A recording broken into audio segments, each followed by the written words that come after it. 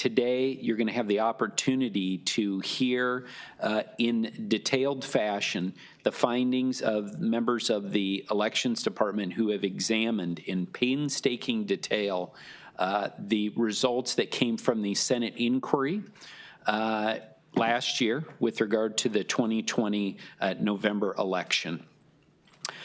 I wish that we were not still here discussing the 2020 election, but unfortunately, the state Senate, working with their contractors, have decided to go through a detailed process to come up with certain conclusions. And today you're going to have an opportunity to hear what our folks in the Elections Department have done to get into the details of each one of the accusations from the cyber ninjas. They claim that there were 53,000 questionable ballots in the November 2020 election. You're going to hear something different today, and it's going to be based in fact. Now, it's my hope that this will be the last word on the November 2020 election, because you're going to hear the facts today in detail. And when this hearing is over, the nearly 100-page report that has been prepared by the Elections Department will be on justthefacts.vote. So you can go there, review it on your own. So with that, I am going to turn to Scott Jarrett, who's our co-director of elections here in Maricopa County. And Scott, you're going to lead us through the presentation. I hope you don't mind. I think there may be some questions from those of us up here on the dais, but thank you to you and the entire team for the painstaking work that was put into this. I also want to acknowledge Tom Liddy, who's here from the Maricopa County Attorney's Office. Very, very grateful for the county attorney's involvement in this process as well. I think earlier I saw Assessor Eddie Cook in the room. I'm not sure if he's here anymore, but I appreciate him being here as well. So with that, I'll turn it to Scott Jarrett. Thank you, Mr. Chairman, members of the Maricopa County Board of Supervisors, the Maricopa County Recorder. Today we're here to present our findings related to the Senate's inquiry in Maricopa County's administration of the 2020 general election. As you mentioned, Mr. Chairman, members of the public that are following online can download a copy of our findings in a nearly 100-page report on justthefacts.vote, and also on justthefacts.vote are all the exhibits that are included to support our analysis. Now, this report and our summary and presentation is really focused on 3 documents. There was 3 reports issued by Senate contractors. The first was Volume 3 of the Cyber Ninjas report. That also included technical our findings related and claims related to our tabulation equipment produced by Cipher. And then we're also responding to claims in an Echo Mail report, and then the Senate's machine count report. So those are the 3 reports that we'll be reviewing, what our analysis really focused on, and what our findings are related to that analysis. Today with me, I have Nate Young. He is the Recorder's Chief Information Officer. He supports the Elections Department, and his team does from an IT perspective. We also have Janine Petty. She is the Senior Voter Registration Director with the Recorder's Office, and we have Celia Nabor, who is the Assistant Director for Early Voting within the Elections Department. And each of us will be presenting the findings within the areas that we oversee and are responsible for. Mr. Jarrett, if you just before you proceed, I wanted to make sure that everyone knew that our other colleague, Steve Gallardo, is on the phone right now, so he's participating. I'm sure he'll have questions as this goes forward. Go ahead. Thank you, Mr. Chairman. So before we get into the actual findings of our report, I did think it was important that we go back and review where we came from, and really November 2020 general election, and why the Elections Department is confident in the integrity of the election that we administered, and that we know that the results were reliable, secure, transparent, and accurate. Now, I'm not going to go into and provide an exhaustive list of all of those items because it would take us too long to go through.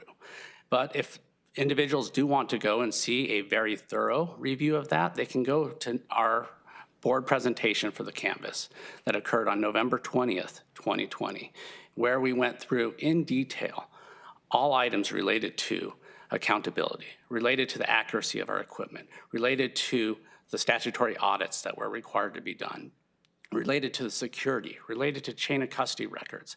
It was nearly a 3-hour presentation where we, on the record, before the board voted to approve the Canvas, we reviewed and we answered nearly every question that existed at that point in time related to the November 2020 general election. But there are a few points that I do want to highlight, and those include things related to reliability and how we know that the system is reliable. And one of those is, based on state law, Maricopa County, as with all counties in Arizona, are required to use federally certified and state certified tabulation equipment. And before that equipment can be certified, it requires extensive testing by a certified voting system testing laboratory. So, and those laboratories are certified through NIST, the National Institute of Standards and Technology, and they go through a robust set of tests to make sure that they're reliable. They also go through extensive accuracy tests. I wanted to point out that before they will certify a piece of equipment, they test to make sure that it is 99.9998% accurate. So yes, that is 3 nines followed by an 8 before they will certify that equipment. So if there's out of 125,000 votes cast, if there's more than one that it incorrectly calculates, they will not certify that equipment. The reason I wanted to highlight that is there's been a lot of information out there about hand counts. And as any election official knows, and as the Cyber Ninjas proved, the hand counting process takes a very long time and is can be very inaccurate at times. So using this system, this equipment, a highly calibrated, certified piece of equipment is one of the ways we know that the election was run with integrity, that voters can trust and count on and rely on the results of the election. One other thing that I wanted to point out is we just didn't rely on these voting system tested laboratories through the federal certification process. Before we purchased this equipment and finalized the contract, we did a pilot and stress test. And part of that pilot and stress test was in November 2019, we conducted an election for the Madison School District. And for that election, we went through and did 100% hand count on every ballot. And what we found through that hand count process is that the hand count matched the election equipment with 100% accuracy. Also, one other way we know that the election results are done with integrity and reliability is when we are administering the election, we hire members from every political party to work for us. So when we're out at every vote center, you will find members of the Republican Party, members of the Democratic Party, members of the Libertarian Party at some of the voting locations, members that are not with the party. They're independents or party not declared. And those are the checks and balances. They're that final line of defense to make sure that those processes are run with integrity. They hold each other accountable. But we don't just hire those political party representatives at our voting locations. They're present throughout the entire process. Every central board that we hire is made up of members of different parties. All the workers that we hire in our warehouse are made up of multiple parties. If you look around, if you're watching this, and you think about your neighbors in your communities, these are the individuals that we hire that come to work from us. They are our community. This election isn't just administered by the elections department, it's administered by the community of Maricopa County. Now there's a few other items that I'd like to highlight, and those are related to security.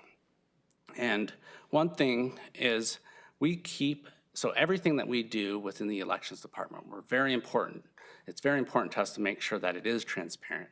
And so we have cameras, live streaming cameras throughout the elections department.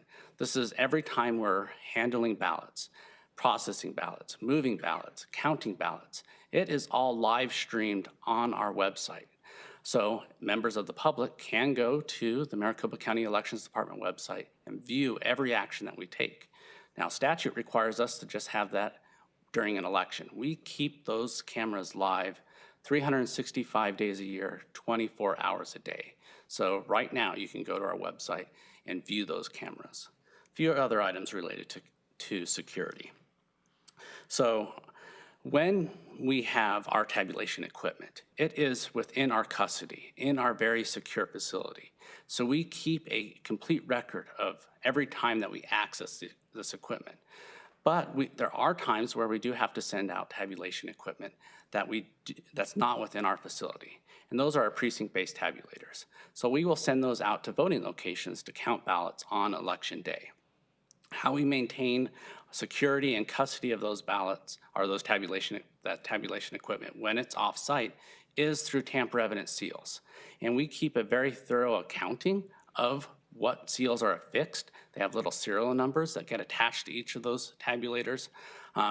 We keep logs and records of that. We ask our poll workers, those bipartisan teams, once they receive that tabulation equipment on site at the voting location, one of their first jobs to do is to verify that it's the exact equipment that we sent out, that those seals match. They get a report. They sign off on that report at the beginning of their shift. And then they sign off on again at the end of the shift when they actually do have to break one of those seals to remove the memory card with those results that they're going to return to us, and they're going to return it in a team of 2, members of different parties.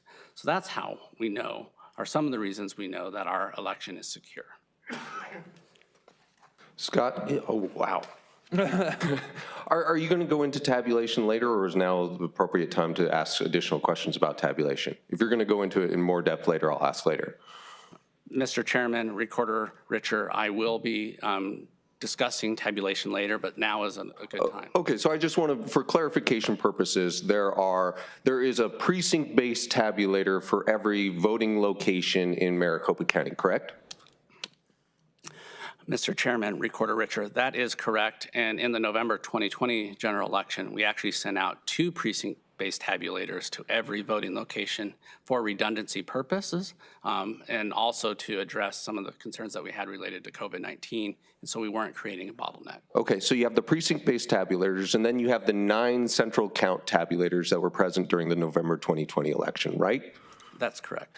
And what percentage approximately did those tabulators, those central count tabulators count? So, Mr. Chairman, Recorder Richer, about 92% of all ballots cast in Maricopa County were tabulated on our central count tabulators. So the central count tabulators are doing 92% of the tabulation in the November 2020 election. Now, with respect to those central count tabulators, you said what? They first have to be federally certified, is that correct? Mr. Chairman, Recorder Richer, that's correct. Also, the precinct-based tabulators. And whom, again, do they have to be federally certified by? So they have to be federally certified by a accredited voting system testing laboratory certified through the United States Elections Assistance Commission. And the Elections Assistance Commission reports to the President of the United States and is named by 5 commissioners who are both Republican and Democrat. And this is the body that says you have to be 99.998% accurate, correct? 99.999. Okay, I missed a 9 in there. And so that's the body. And without that certification, we can't use those tabulators, right? That's correct. And we also require state-based certification, correct? That's correct. Okay, so first it has to go through those certifications. Now, was the November 2020 election the first time that these tabulators were used?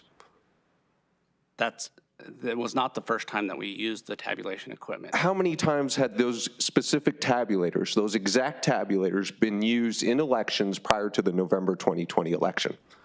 It was the 5th official election that we were used to canvass the results of the election. So the exact same tabulators were used for 4 elections prior to the November 2020 election, correct? That's correct. And for each of those elections, they had to, what, undergo a logic and accuracy test, is that right?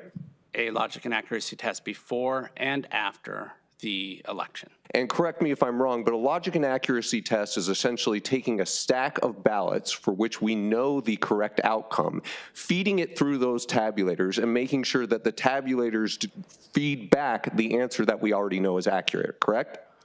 Mr. Chairman, Recorder Rich, are mostly correct. Okay. So for a election that contains a federal contest or a statewide contest on that, the logic and accuracy test is also completed by the Secretary of State's office. So they will complete a set of ballots that is unknown to us as in the elections department, and then they will run them through the tabulators and then verify that those results from those pre-filled ballots completed by a separate independent party match the results. Okay, so the accuracy of the tabulators that was tested in 4 prior elections was not even done independently by Maricopa County, but had the input of the Secretary of State, a third party. Now, were there any hand count audits done by the political parties in any of those 4 elections prior to the November 2020 election?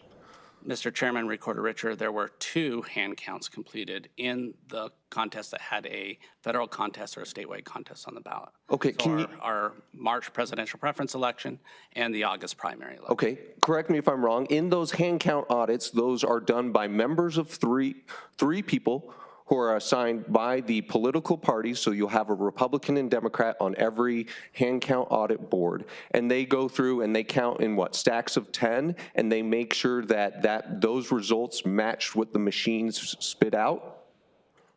That's correct. The hand counts are not completed by us. They are completed by the political parties based on appointees that are appointed from the chairman of each of the county political parties. And from these 2 hand counts, these 4 logic and accuracy tests, and these 4 elections prior to the November 2020 election, were there any signs of inaccuracy? Were there any allegations leveled by any of the political parties? And were there any concerns that the tabulators were not functioning as they should prior to the November 2020 election?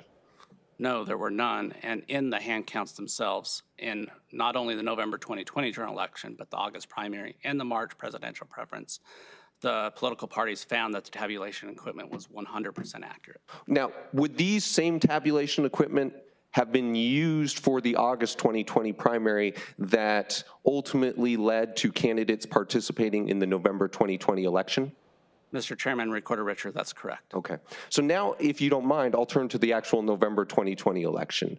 Now, my understanding is that there was a logic and accuracy test done both before the election and after the election. Is that correct? Yes, that's correct. And what was the result of those logic and accuracy tests? They found that the tabulation equipment accurately tabulated the ballots as intended. Okay, so if I had manipulated the machine somehow manipulated the machines after the pre-election logic and accuracy tests such that it would switch candidates from one candidate to another, that would presumably be revealed in the post-election logic and accuracy test, correct? That is correct, and that's one of the purposes for that post-election logic and accuracy test. Were the political parties invited to the pre-election logic and accuracy test and the post-election logic and accuracy test? Yes, they were. Now, did Maricopa County participate in a hand count audit of the November 2020 election? Yes, we did. And again, that hand count audit consisted of volunteers appointed by the political parties such that Republicans were equal participants in the hand count audit, correct? That's correct. So Maricopa County did not perform the hand count audit, but oversaw the hand count audit done immediately after the 2020 election that was conducted in groups of 3 in bipartisan groups, including Republicans, correct? That's correct, and I would like to make a point, because one piece of misinformation that I've heard is that Maricopa County selected the ballots that were to be hand counted in the hand count, and that's not true. The political parties themselves select the ballots as we're going through the tabulation process, and they make sure that there's ballots. The political party appointees make sure that there's ballots selected from every machine that's used in central count, and then they're randomly selected and drawn for inclusion in, as required by state law, for the hand count process. Okay, thank you. And it's my understanding that approximately 47,000 votes were counted during the bipartisan, Republican-included, post-election hand count audit. Is that correct? That's correct. And what was the result of that hand count audit in terms of how closely did it match what the machines counted? So the political parties found that it matched 100%. And when that number was revealed, was there any hullabaloo? Was there any consternation from any of the people who participated in the hand count audit? So no, there was no concerns. You didn't use hullabaloo. There were no concerns. Okay, thank you. So all of those tests have been performed, and it was the same tabulation equipment, in summary, that underwent 5 elections, 3 hand count audits, and 6 logic and accuracy tests, by my account. Is that right? That's correct. Okay, thank you.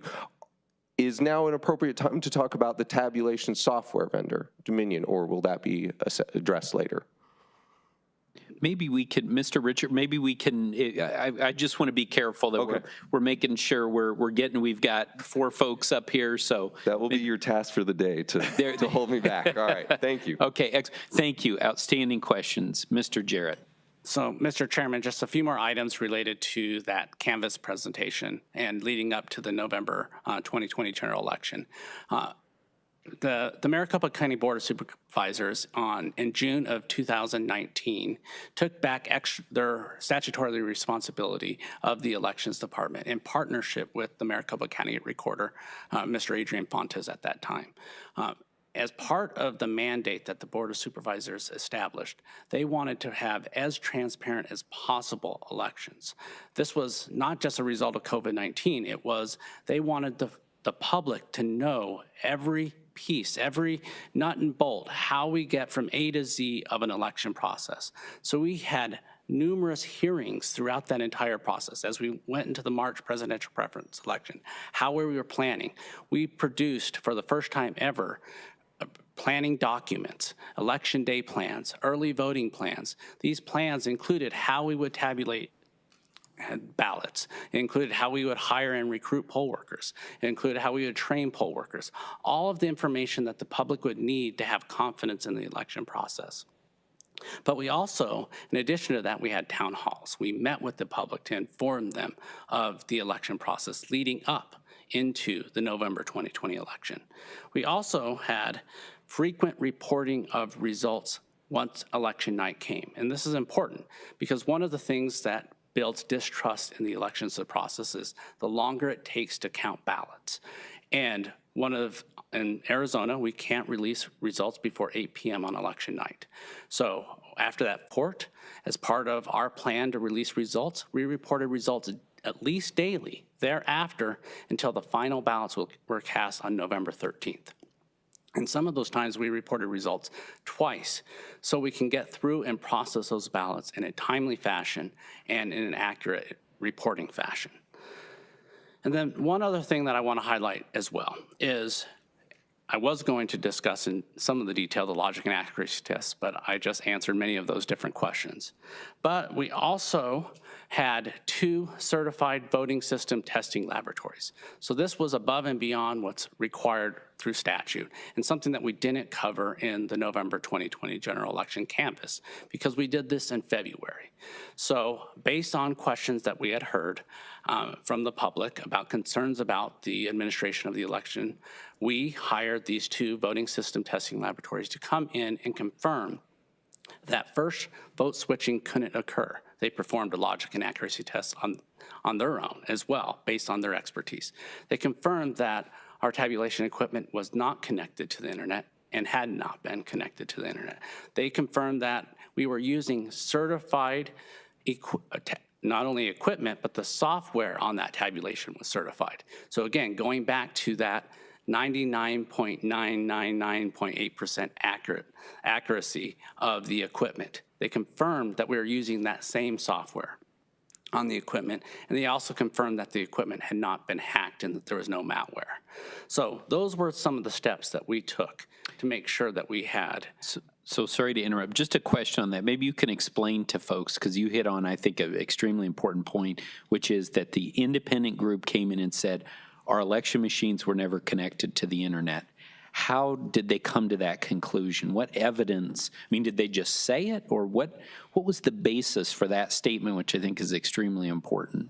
So, Mr. Chairman, they were able to go through and do a forensic audit of our equipment. So they went through all of our logs, and they were able to go all the way back to when we first set up the equipment and determine that and if it had connected to the internet, it would leave a trace, right? It would create a log within our log files that would identify, okay, this equipment connected to the internet.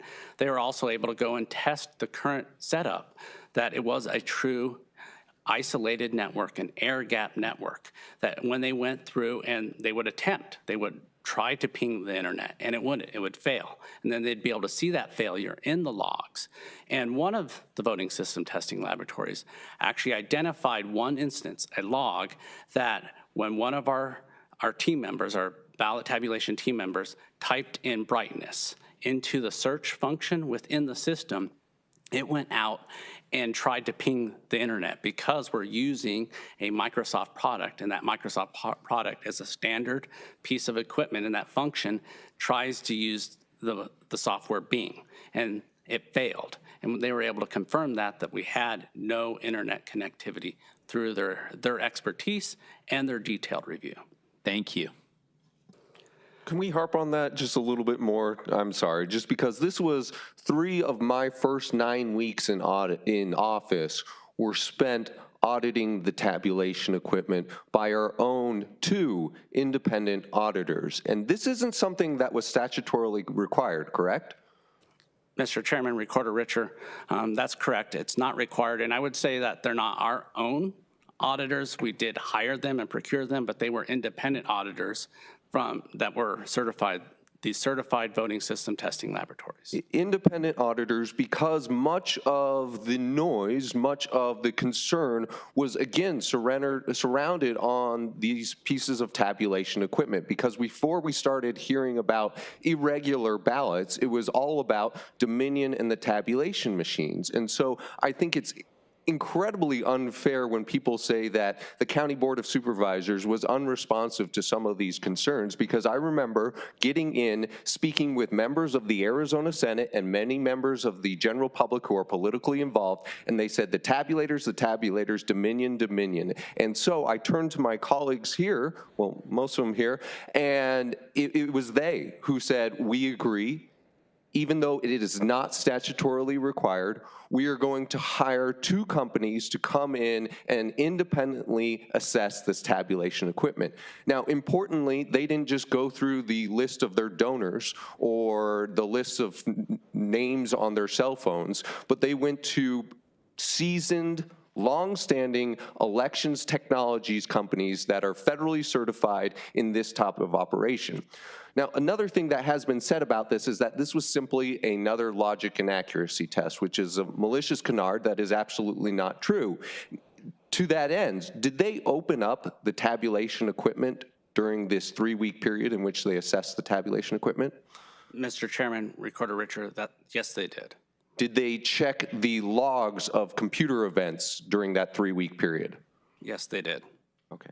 So this was not just let's run another deck of ballots through the tabulation equipment by any stretch of the imagination.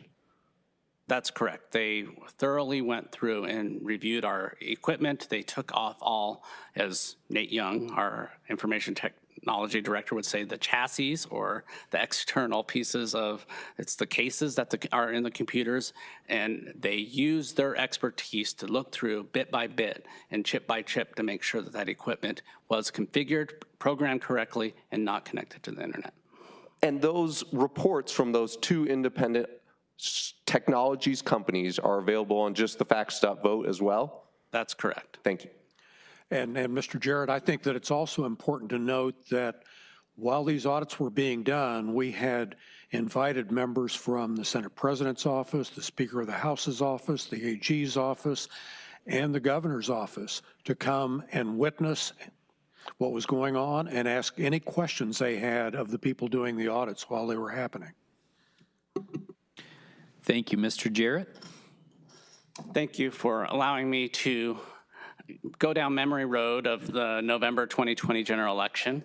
Now we'll move on to providing a summary of our findings related to the Senate's inquiry in our 2020, our administration of the 2020 general election. So we reviewed 75 total claims that were included in those 3 documents that I mentioned, the Cyber Ninjas Volume 3 report, the Echo Mail report, and the Senate machine count report. And we found that nearly every one of those claims was inaccurate. We found 38 of those claims precisely were inaccurate.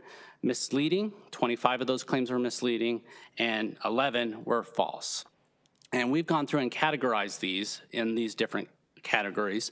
And an inaccurate claim is an instance of when we found that the Cyber Ninjas or the Senate's contractors either used a incorrect or faulty methodology, or they lacked an understanding of a federal or state law as they were performing their analysis. So pretty much every one of these findings that were related to impacted ballots, those 53,000 ballots that were mentioned earlier, those were all found to be inaccurate. A misleading claim is when the report may have found and reported on something accurate, but they portrayed it or they wrote the report in a way that would lead the reader to come to a faulty conclusion or a conclusion that something was done, not done according to state law. And a good example of a misleading claim is in their report on when we're talking about connections to the internet, they include 2 different servers, and they state that these 2 different servers connected to the internet. And that's actually true. Those 2 servers did connect to the internet. But they're reporting on 2 servers that support the elections department and the recorder's office website. So as part of the subpoenas, we were required to provide, and these are RE Web 01, or you'll have to get the numbers right, Nate. RE Web 1601 and REGIS 1202. So those 2 servers, we provided clones of those servers to satisfy the Senate subpoena, because in the subpoena they had asked for the equipment that had connected to the voter registration database. Well, those do connect through a secure system that we set up. Nate can describe that. But because we have to be able to allow voters to look up their voter registration information, those servers have to connect to the website. But what they didn't say was those servers don't have anything to do with our tabulation equipment and that isolated air gap system. So we determined that those conclusions were misleading. And then there were false claims that we found that based on the Supervisor Hickman. Scott, you mentioned the word I'm waiting to hear the definition on, air-gapped system.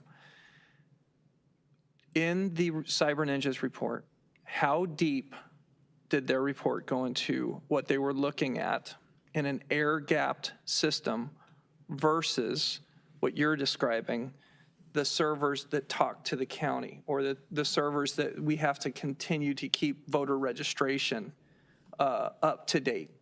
Because that came up in the all of the not just the general but presidential preference, the primary election. People's records, they feel, need to be updated. It's by law.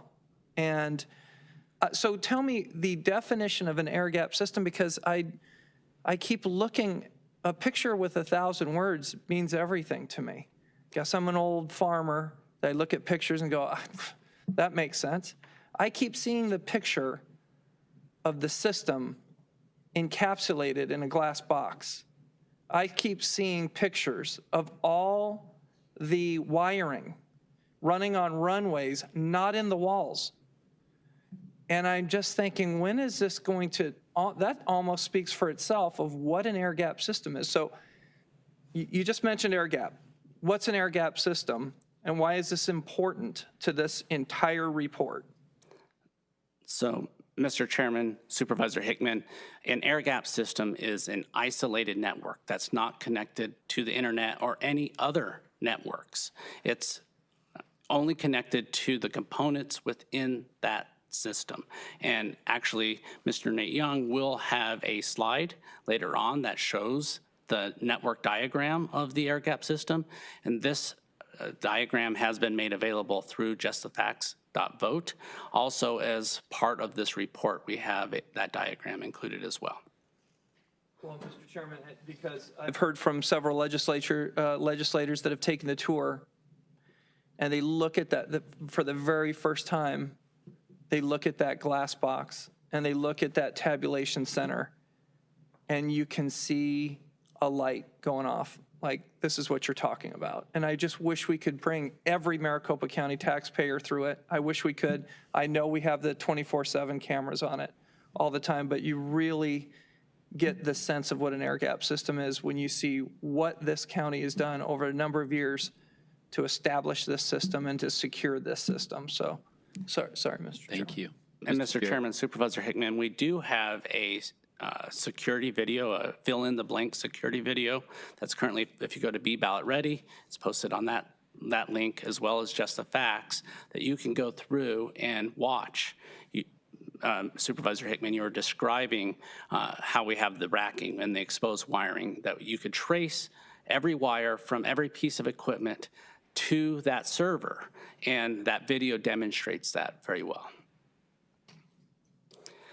So the last claims, our category of claims that we identified were the false claims, and there were 11 of those. And these were when the information that we provided, the Senate contractors should have been able to determine just with the information that was provided. They didn't need election expertise to determine that their claim was false or not included in their report.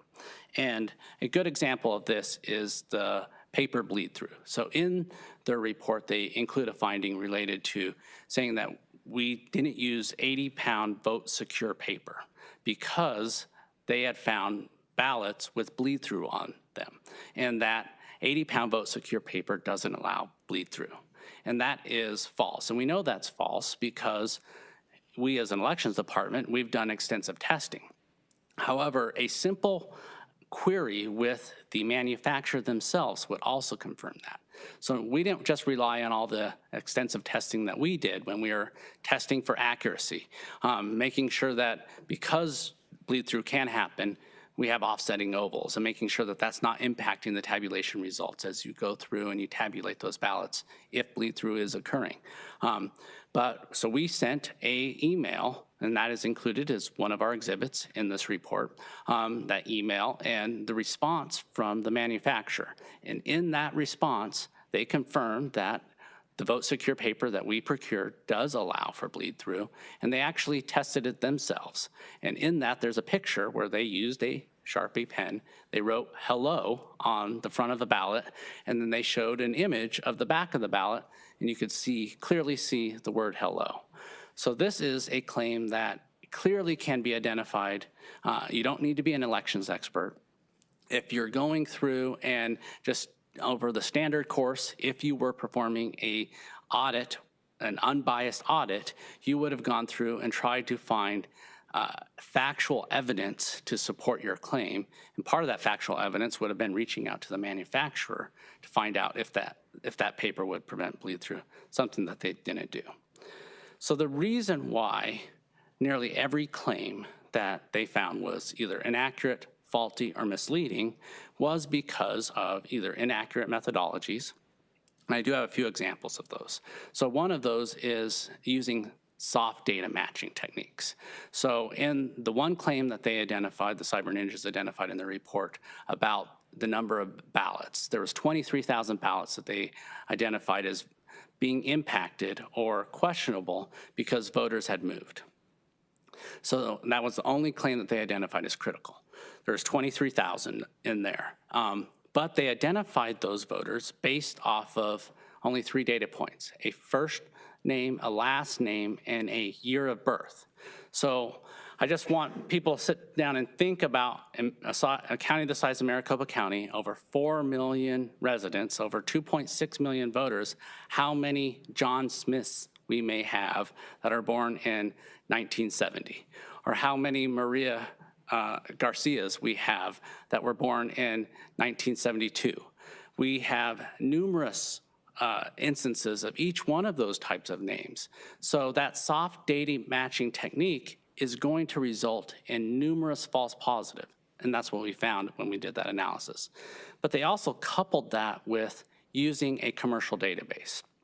So, and any election official knows that the use of these commercial databases leads to inaccurate, especially mailings. And a lot of these commercial databases are used by magazine subscribers to identify individuals that they want to market to.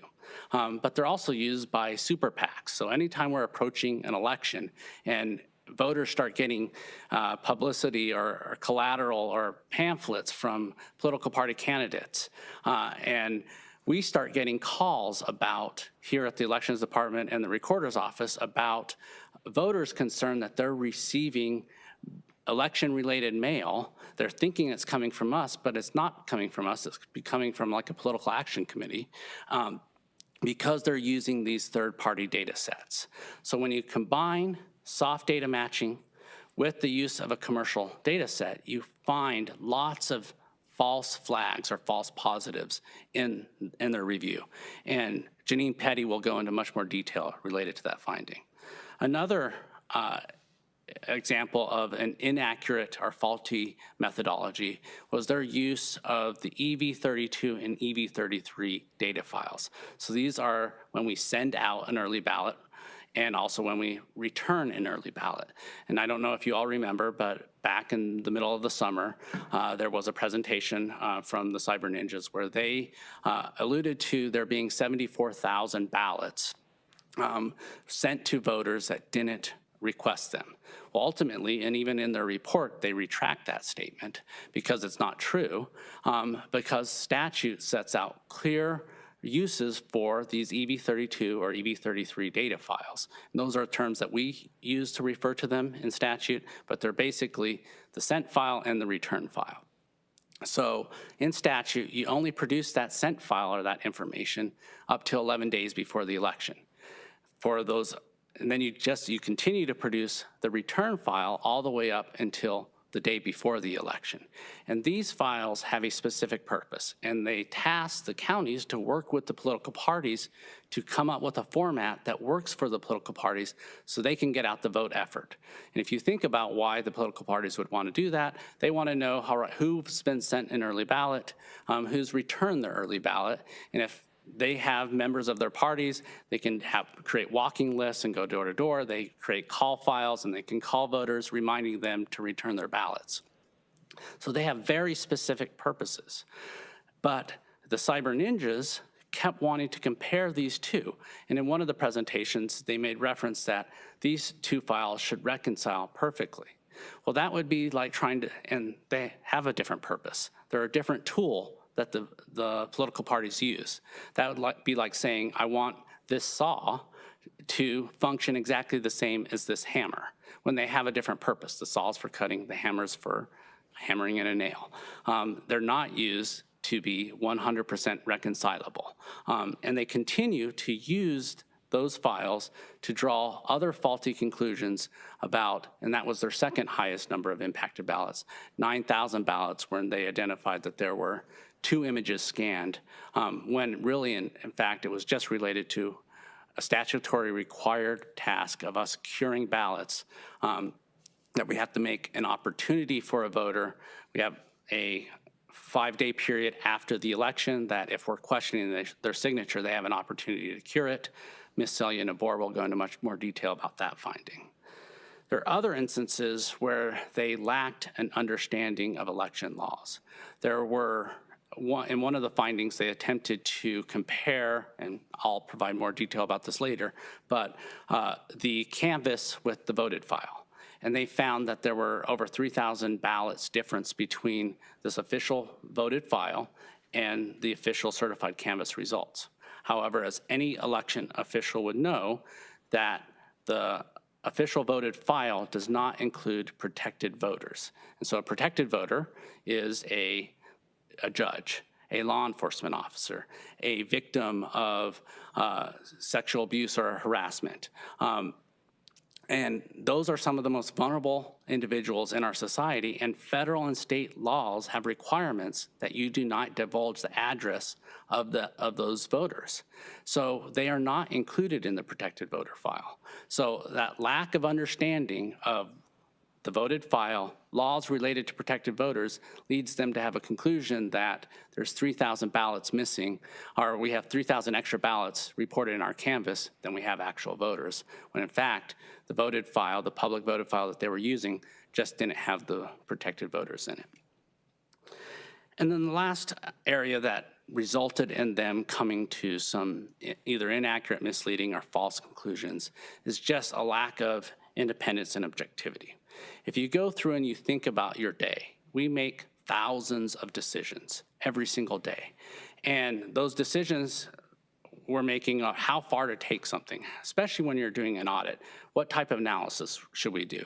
Should we reach out to the manufacturer of the vote secure paper and confirm whether it allows for bleed through or not? All of these decisions end up amassing to an ultimate conclusion within an audit report. And if you are biased or not using an objective process, you're likely to come to a faulty conclusion.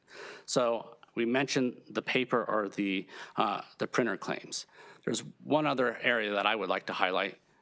Mr. Nate Young will go into much further detail, but this is related to the deleted files. So we've been accused of deleting files on 3 separate dates: February 2nd, March 3rd, and April 12th. So in the logs that they were provided for February and March, they have all the records that they need to confirm that we didn't delete files. But the one thing that I want to highlight is when we when this was presented to the Arizona Senate, we had members of the Senate cheering that they found us on our live video stream cameras deleting these files. However, what we were doing on those days, in the February date, we were preparing for our audits from the voting system testing laboratories. But on the March 3rd date, this is just a few days after Judge Tomlinson found that the subpoenas were valid.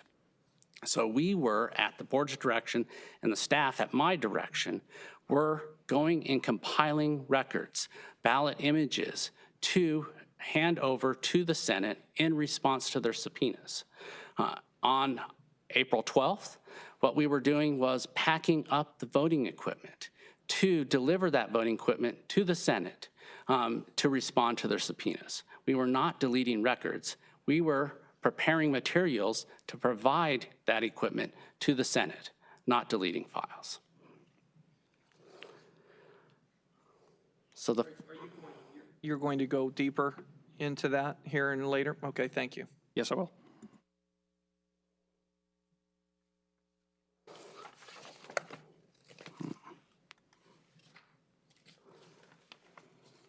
Trying to move the slide ahead.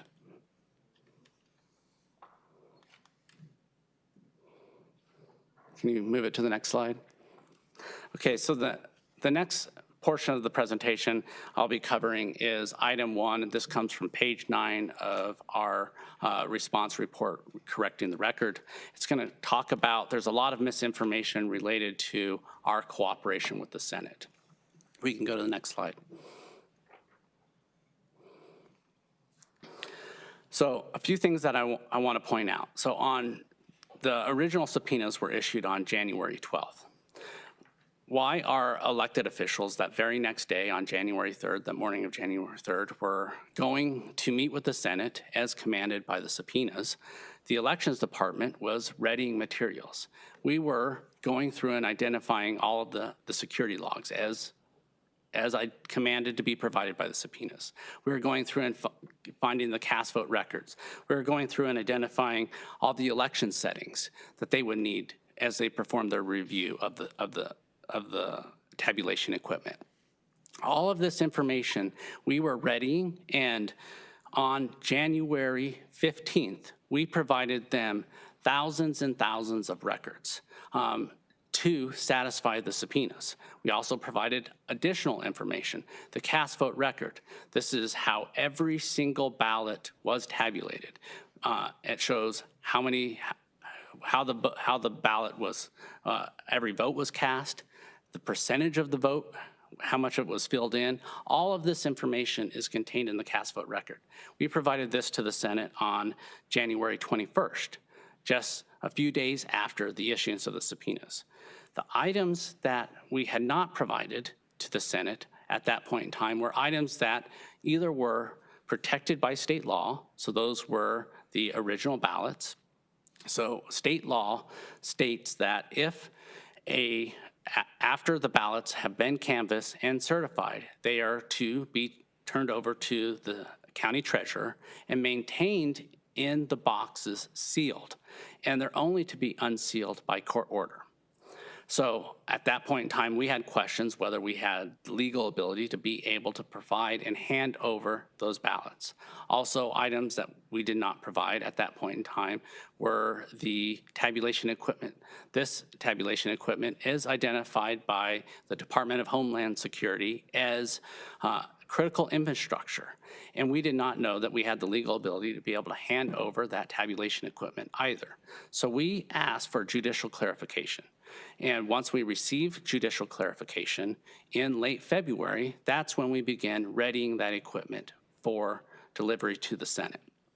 Now, the Cyber Ninjas— Mr. Jarrett, I think you summarized that very well. This board is a member of the board at that time. You know, our thinking was that we wanted to get that direction. We had concerns that state law didn't require it. And this board, you know, not everyone agrees with this decision, but this board made a decision not to appeal that ruling. We got a decision from a Superior Court judge. We acknowledged that, and we turned over the documents. Obviously, you guys did it. You got it done, but this board directed you to do that. So I appreciate you clarifying that, and I just wanted to make a fine point for those who would argue that the Board of Supervisors has been obstructionist throughout. I would argue that the record does not support that. Thank you, Mr. Chairman.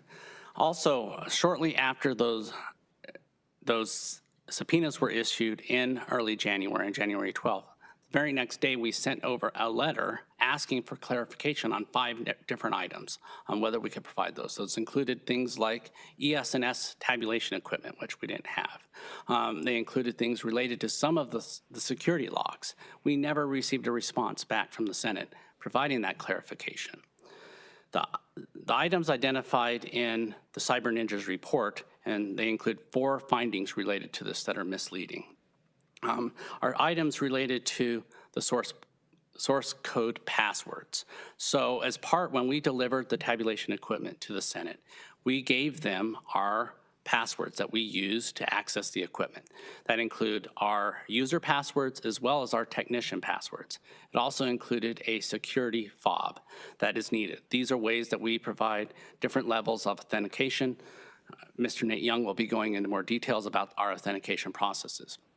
However, what we did not provide and what we don't have access to and we've never had access to is the source code system passwords. These are maintained by the manufacturer and the voting system testing laboratories. And I've heard claims out there, well, why doesn't Maricopa County have access to those? And that is a control set up by the manufacturers of the tabulation equipment. What you could do with those passwords is you could change the configuration settings. You can make changes to the base setting of the tabulation equipment, so then it would no longer be certified. So it's a control mechanism that would prevent end users or elections departments from being able to modify that system, and mostly unintentionally making those types of modifications. So we have no need for that password and the security fob that goes along with it, or the security token. We had all the passwords and security access that we needed to configure the election for November 2020 and every election in that 2020 cycle. There's a few. Chairman? Also, Yeah, Supervisor Hickman. because I've bought plenty of tractor trailers, and every year new technology is different of tracking. does that also, would those codes also be associated with proprietary software systems that all of a sudden, if we got into that, like Coca-Cola's secret or Kentucky Fried Chicken secret, all of a sudden we could become all that research that they did to offer a product, then Maricopa County could have become a potential vendor or competitor to them? Is it that easy to talk to people and say, I drink a lot of Coke, I don't know how they make it, but is it the same thing? Is that the software also, the key to their software? So, Mr. Chairman, Supervisor Hickman, given that we don't have access to, with that password and that security fob, I don't know exactly what information is on there, but I do understand that there is, you can access some proprietary information with that added layer, that additional password. Okay. Other items included in the Cyber Ninjas report about us not providing include our accessible voting devices.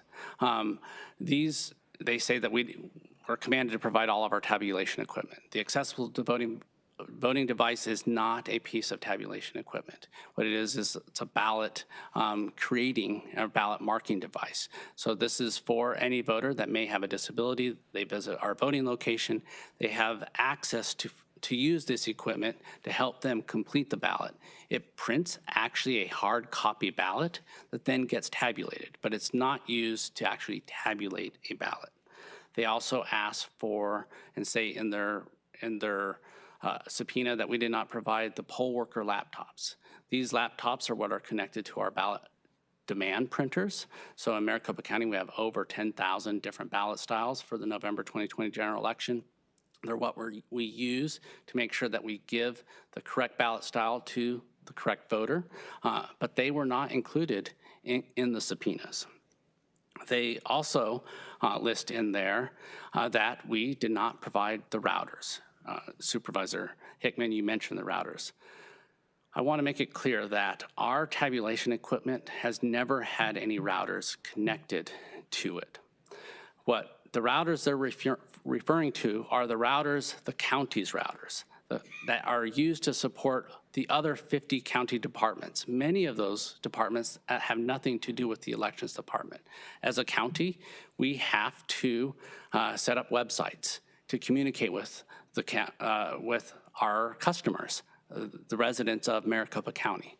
We need to have routers to function as a county, but these routers that they're requesting have nothing to do with the Maricopa County tabulation system because it's on an isolated network. These routers, providing these routers would expose the county to security risks from our law enforcement agencies, our courts. The routers can be blueprints to the county's entire network, and if used incorrectly, could expose us to major security vulnerabilities. However, in September, the county with the Senate negotiated a settlement to hire a special master to review those routers. So we are found in full compliance with the subpoenas. Can I dumb it down, if I may, so I fully understand this? Because this was the second week that I took office, and I received one of those subpoenas in addition to the Board of Supervisors, in addition to County Treasurer John Allen. And that was on January 12th, and I remember that we produced a whole bunch of stuff, and you're saying that was produced on January 15th and on January 22nd, correct? Mr. Chairman, Recorder Richard, January 21st. 21st. Okay, so the vast majority of the materials that was requested in the subpoenas was done within a 2-week time frame, correct? That's correct. Okay, and so some of the things that they allege that they didn't have, such as the accessibility device, the ICX device, or the on-demand printers, are for the pretty straightforward reason that they didn't ask for them in their subpoenas, correct? That's correct. Okay, now with respect to the ballots and the tabulation equipment, the board withheld those materials initially because they believed that they could not hand those materials over absent a court order, correct? That's correct. Now, when they got that court order from Judge Thomason in late February, within how many hours did you have those materials loaded on a truck, all of the ballots ready to go over? Yeah.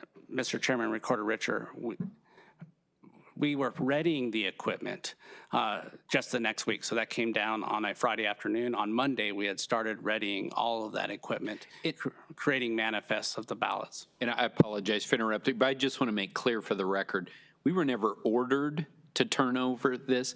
That the judge, and I know that you know this, but I just want to make clear, said that it was a valid subpoena. So we chose to turn over these documents, but we were not ordered to turn the documents over because he said that, that he did not rule on that specific point. Yeah, and I just want to highlight the complete absence of intransigence in that all the board was asking for was for a court direction, and within a matter of hours, those ballots were loaded onto trucks. And yet this rumor persists that the board is somehow not in compliance with the subpoena, which is just dumbfounding to me because we have a document signed by Senate President Karen Fann herself saying exactly that. And if you may, I'm going to read from that. So this is a document executed September 17th, 2021, executed by Karen Fann, the Senate President, and executed by Jack Sellers, then Chairman of the Board. Whereas, I quote, the Senate issued subpoenas signed by its President and the Chair of its Judiciary Committee dated January 12, 2021 and July 26, 2021, directed to the Maricopa County Board of Supervisors. And whereas the county has fully complied with the subpoenas, except it has not provided the subpoena routers and Splunk logs, citing security concerns. The rest of the document goes into how those items will be provided. And then at the end of the document, it says, the Senate agrees that upon execution of this agreement, President Fann will send on the same day she executes this agreement, both an email and a USPS letter to the Arizona Attorney General stating that the county has fully complied with the Senate's outstanding subpoenas. So for anyone who is still under the illusion, the misapprehension that the county was not in full compliance with the subpoenas, then I would say they're in compliance enough to satisfy the President of the Senate. So I don't really see why the conversation can possibly continue. Mr. Jarrett? Thank you, Mr. Chairman. So we'll now move on to, let me see if the remote works. The hand count machine audit. So this was item number, I think it was item number 2 in our report, and it included 4 misleading claims related to the Maricopa County's canvassing. So one thing I want to point out, and I, in my first few slides, talked about why we know that we ran a election with integrity, why we know that it was accurate, and why we stand by those certified results that we presented to the board on November 20th, 2020, and that there were 2,089,563 actual ballots included in Maricopa County's canvass, and that is the certified results, the results that we stand by. And we know that because we performed the pre and post accuracy tests that were required by statute and found that the equipment was accurate. We know that because the political parties performed their hand count of the ballots themselves, did 47,000 different votes.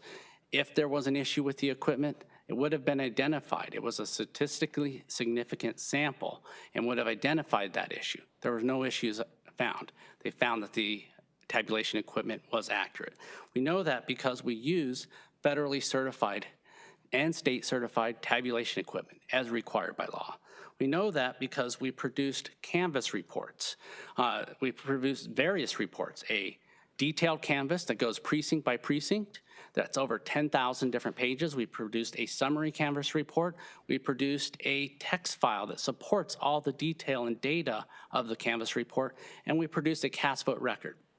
Every single one of those documents reconciles 100% perfectly with the other documents. There's not one variance within any of those documents, and that's because we use certified accurate tabulation equipment when we prepare those reports. We also reported our results, our final results, within a few days after the election, and then canvassed them within 17 days after the election, as required by statute. Very timely. And all procedures that we followed were set out well in advance. Now, this stands in contrast to the cyber ninjas. So they the Cyber Ninjas, they took over 6 months. They had continuously changing procedures throughout their entire process, through their hand count process. Their reports that they produced, even within their Canvas report, they're off between the Senate contest and the presidential contest that they reviewed by 173 votes. In contrast to us, we tabulated 220 different contests. All of our results match perfectly. The 2 contests that they reviewed, they're off 173 results. And this isn't related to votes for the candidates themselves. It includes all votes for that. So if you're talking about the vote for President Trump, President Biden, the Libertarian candidate Jorgensen, and the write-in candidates, the overvotes and the undervotes, all of those should total and match the exact number that are in the presidential contest as well as the exact number that are in the Senate contest. There should be 0 variance. So if you're performing a legitimate hand count process, those would match. So Scott, this is really quite remarkable because on page 15 of your report, you note that the Ninjas reported 2,088,569 votes in the presidential contest and 2,088,396 votes in the U.S. Senate contest. Now, the U.S. Senate contest and the presidential contest are on every single ballot, correct? That's correct. And this isn't the result of people just not voting in the presidential race or not voting in the U.S. Senate race, because that still counts as a vote under this rubric, correct? That's correct. It'd count as an undervote. So there's no fathomable reason why these votes, these numbers shouldn't match 1-to-1, correct? That's correct. And the idea that that doesn't give the counting operation some pause when the 2 contests we're looking at that are on every single ballot doesn't even match up is truly remarkable to me. Well said, Mr. Richer. Mr. Jarrett? Thank you, Mr. Chairman. Also, when we performed the review of the hand count with the Senate's machine count, we saw even further variances. So in the Senate machines count report that they released, they included these tally sheets that were used by the hand count boards. And then they also included what the Senate machine count found for each box, and then within each box, each batch that was in each box.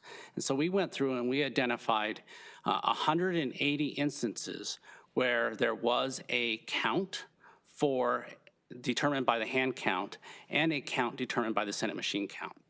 And we found that in 51 of those 180 that there was a discrepancy. And when we totaled the discrepancy, the absolute variance from that, there was a 1,657 ballot difference. And let me clarify, this is not for all 10,000 batches that we had provided to the Senate. This is just for the 180 that were included in the Senate's machine count report that was, and these tally sheets are dated early July 7th, 2021. So more than 2 months after the ballots were delivered to the Senate to perform their review. Mr. Jarrett, I think you're touching on something I'd like to give a little clarity to. First of all, would you call what you have done a forensic audit of the inquiry that the Senate did? Mr. Chairman, no, I did not do a forensic audit of. What would you call what you have done? I've done a review of the records that were provided to me.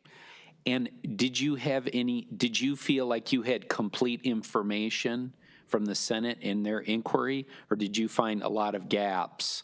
Can you address that concept? As far as us, they've made a lot of accusations about what the county did. Was it easy for you to follow the work that they had done? Mr. Chairman, no, it was not, because we did not have a complete listing of all of the records that they provided. Many of the analysis pieces that we had were provided through the draft report, and they were incomplete. They didn't reconcile back even with the numbers they had reported in their official report. There were appendices that were not included in that data. So when we went through what I know, we had a complete record of the findings, and in our report, we identify which issues and items that we did have an appendix and that we reviewed in our exhibits. We include and we clearly mark and identify which is the Cyber Ninjas data that we're using, or the Senate contractors data, and which is the data that the county was providing as part of its analysis. So I'm confident that we've made accurate determinations as far as our conclusions, but you're correct, Mr. Chairman, we didn't have everything that the Senate had or that their contractors had. Yeah, we were told when we were in math class to show our work. I think we've done that, and I don't think the Senate has. Would you agree with that statement? That's correct, Mr. Chairman. Okay. Thank you, Mr. Jarrett. Chairman. Yeah, oh, man. Oh, no. Supervisor Galvin. Well, Mr. Jarrett, taking upon that metaphor with math class, if you have to grade this report from an A to an F, what grade would you give it?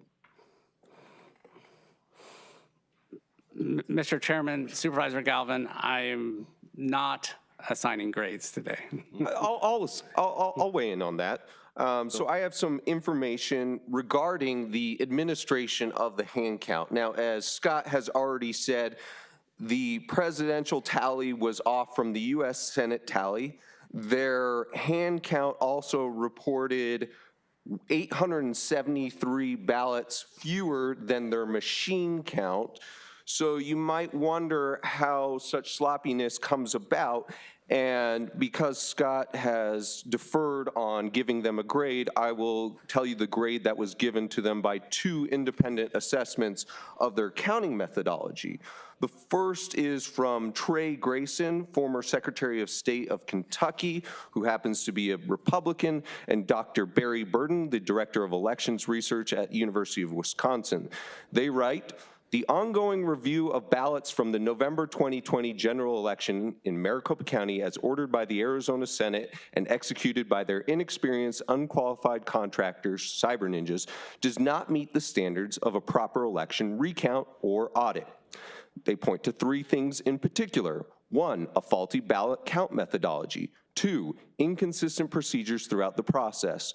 3, an unacceptable error rate built into the process. As a result, they concluded that, quote, the processes and procedures being used to conduct the Cyber Ninjas review deviate significantly from standard practices for election reviews and audits. Because of these untrustworthy practices and the partisan leanings of those doing the review, any findings by the review are suspect and should not be trusted.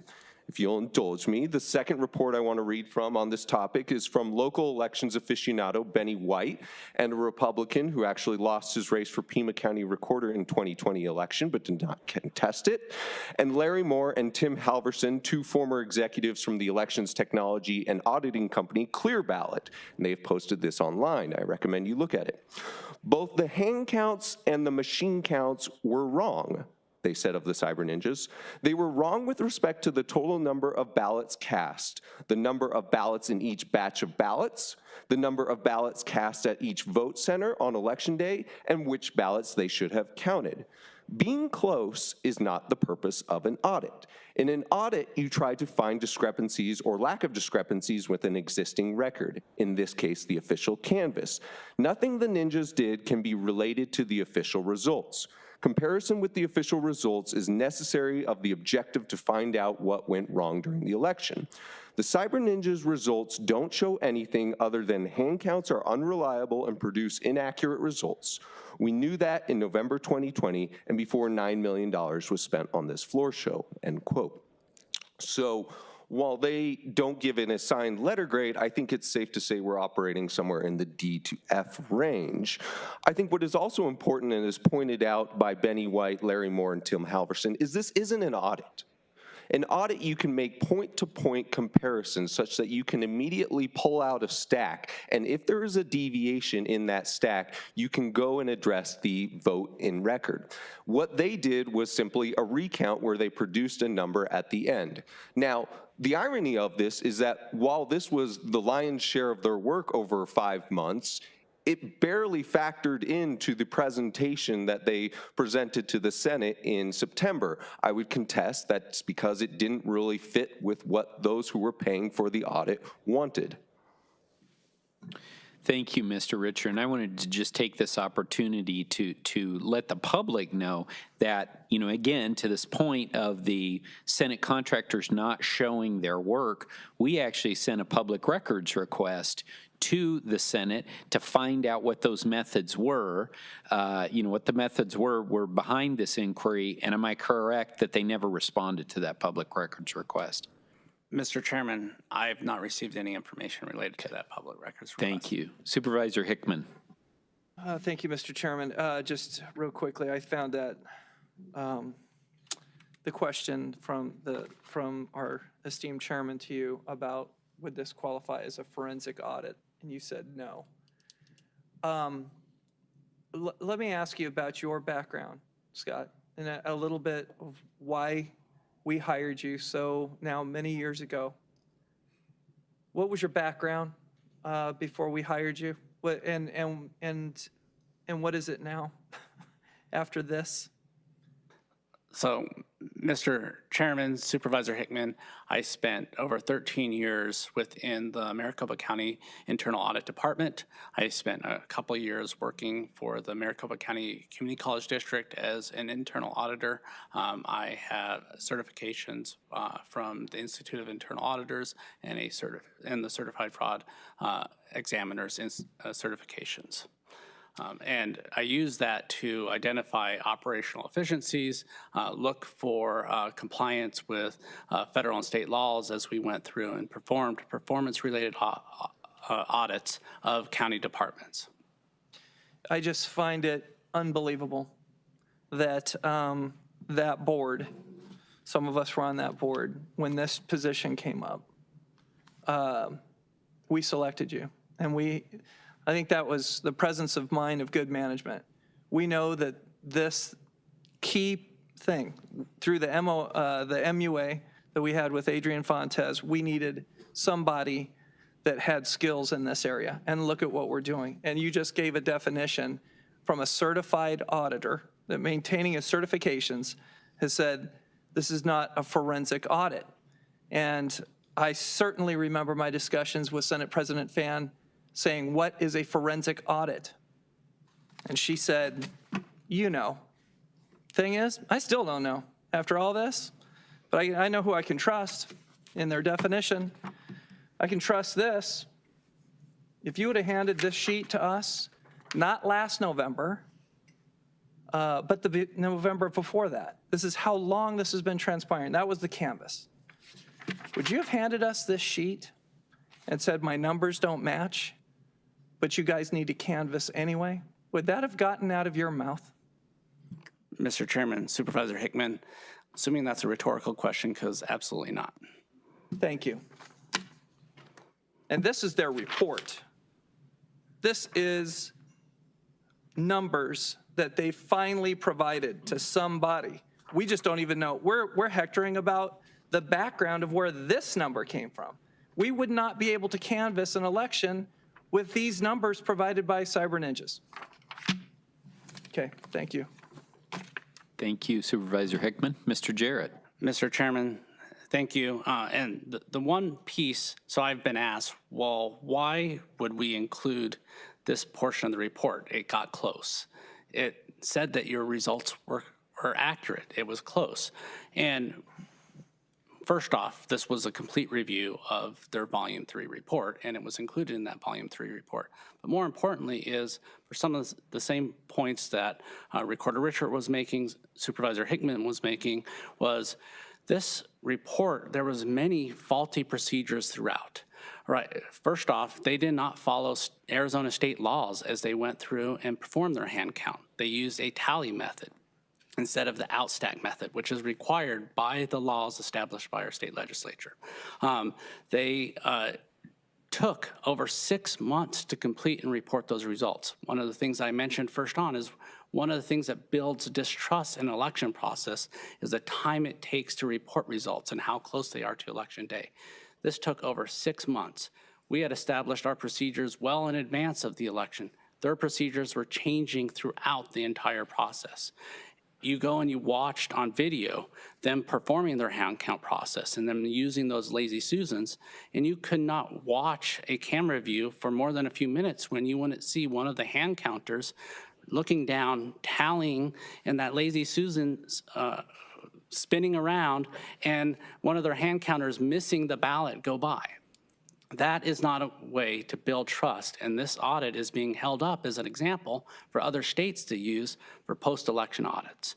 And this is why it's important to highlight these issues that they had as they went through and performed this hand count.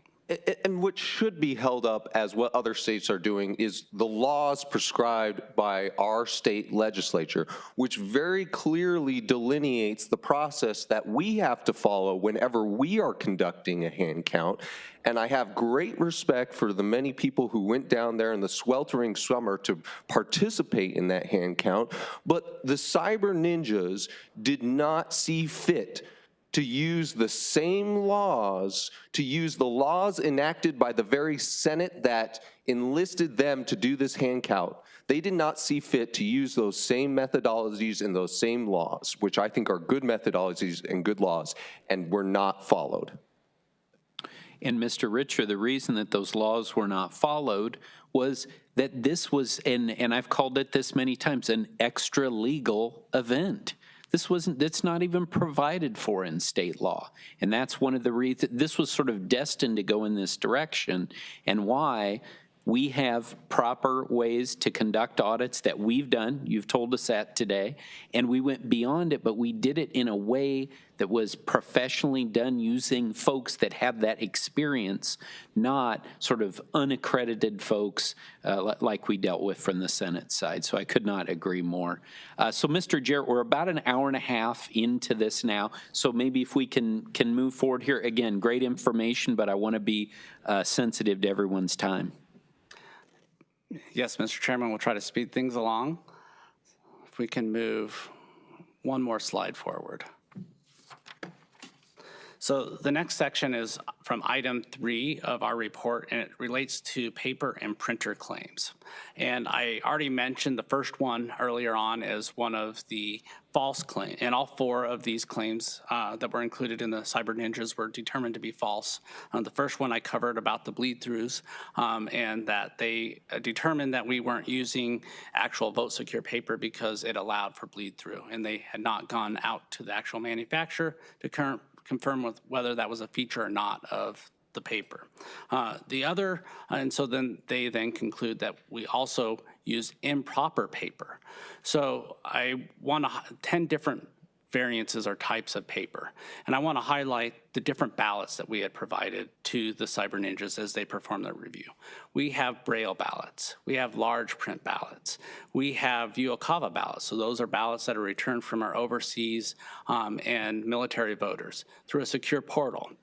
We print those ballots on standard paper, and then we take those to be duplicated on, and we'll cover in detail further on in this presentation, the duplication process, but then duplicated onto a standard ballot using vote secure paper.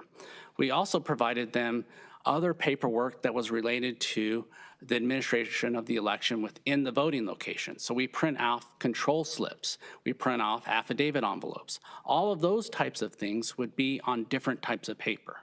But what I can assure you today is that every piece of paper that we purchased for the November 2020 election, that we distributed and sent to all of our voting locations, that our vendor mailed to voters, was 80-pound vote secure paper. We did, and then those are the paper that then we use to tabulate ballots, not 10 different variations of paper. Also, they make claims about out of calibration printers. This is also determined false. We went through, before we send out every printer to a voting location, we go through a detailed checklist. We perform test prints. We make sure that it's calibrated properly. When we get it and set it up at our voting location, we also then perform more test prints to make sure that it is calibrated correctly and functioning as intended. Every single day that the poll workers operate the printers at those voting locations, they're also running test prints. However, do want to acknowledge during the course of a day, right, a poll worker might need to change toner, or they may need to change and reload paper. At that point in time, they could become slightly out of calibration. But that's why we both go through and perform all of our stress tests, our logic and accuracy tests, and we know that those types of situations don't impact the tabulation of ballots and the results, the official results included in the canvas. So can we talk paper a little I'm bit? sorry, Supervisor Galvin had a question. I have a quick question. Can you just please go into what would constitute out of calibration?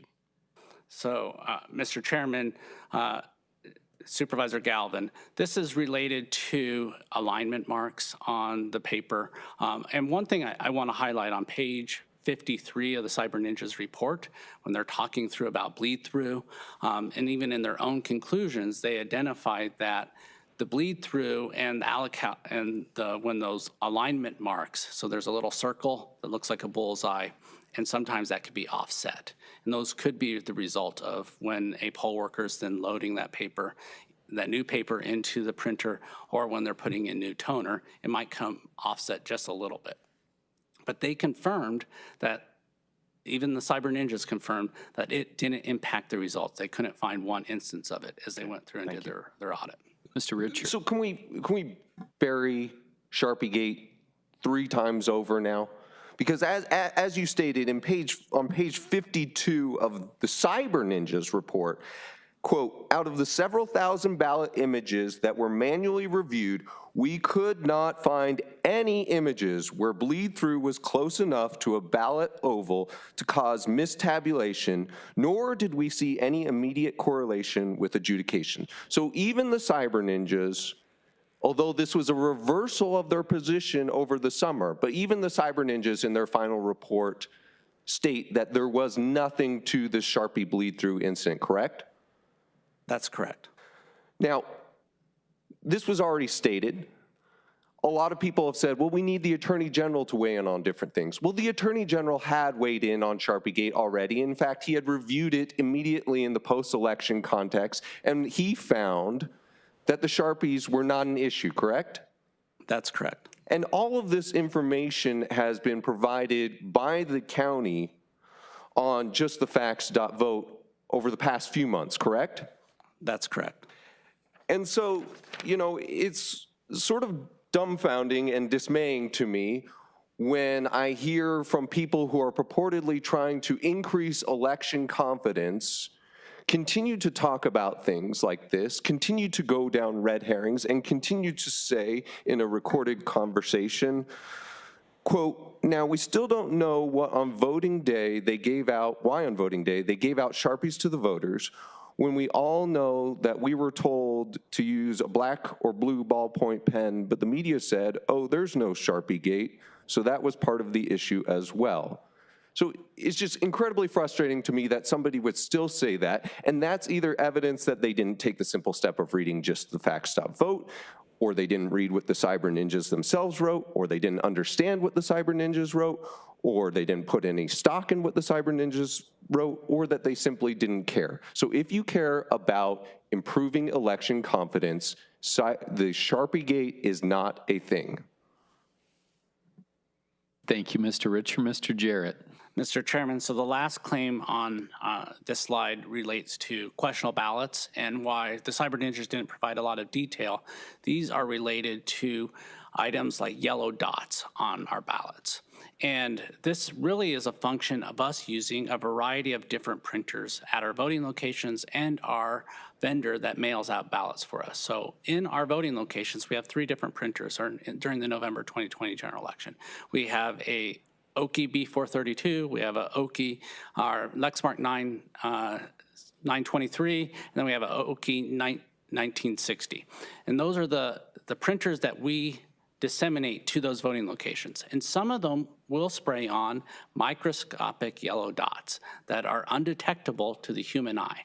And they have no factor, or they don't affect tabulation in any way. And we know that because when we do our logic and accuracy tests, we use those printers to print out ballots as we're performing the logic and accuracy test, and they have no indication on whether a ballot's legitimate or not. It's just part of one of the findings that they included in the report, and it's absolutely false. So with that, that concludes my sections of the initial part of the presentation. I'll circle back to talk about items related to protected voters, duplicated ballots, and double scanned ballots. Right now, I'm going to turn it over to Mr. Nate Young, and he'll be discussing items related to our tabulation equipment. Mr. Young, thanks for joining us. Appreciate it. You got 3 minutes. Thank you, Mr. Chairman, members of the board, and Recorder Richer. I do want to thank Scott for his incredible breadth of knowledge on these topics. He literally went through half of my discussion topics, so I could potentially take 3 minutes. Do I need to move this? I do. Nate, before you begin, Okay. when did you join the Maricopa County Recorder's Office? I joined the Maricopa County Recorder's Office in March 28th of 2021, so it was actually after the 2020 general election that we're discussing. So after all of these events unfolded, so like me, you would have zero incentive to cover up anything, zero incentive to obfuscate from the truth, zero incentive not to look into these things, correct? Absolutely, I would agree with that. I would say we even have negative incentive because that would be the only crime that we could commit would be potentially interfering with some sort of investigation. But I maintain throughout all of this that if you suggest that there was some sort of fraud, then you have to explain people like Nate Young, people like Janine Petty, people like me who joined the office after the November 2020 election and who are there every day and have access to all this materials and say, guys, there's no there. Thank you, Recorder Richard. Wanted to go into a couple of technology-related segments, especially in relation to the Cyber Ninja reports and the presentation made by Cypher to the Arizona Senate on September 24th. A couple of these topics that we'll discuss is the election management system. In this portion of the presentation, I will refer to that as the EMS or the EMS system, EMS server, cybersecurity best practices, internet connections, EMS operating system logs and claims of anonymous logins, dual boot systems and jump boxes, and election data from other states. Scott has done a great job at talking about the items that were not provided to the Senate, so I will skip over that. Oops, here we go. Okay. All right, so the first thing we're going to talk about is the claim that we deleted files from the election management system, the EMS server specifically. And this claim is widely inaccurate and positions the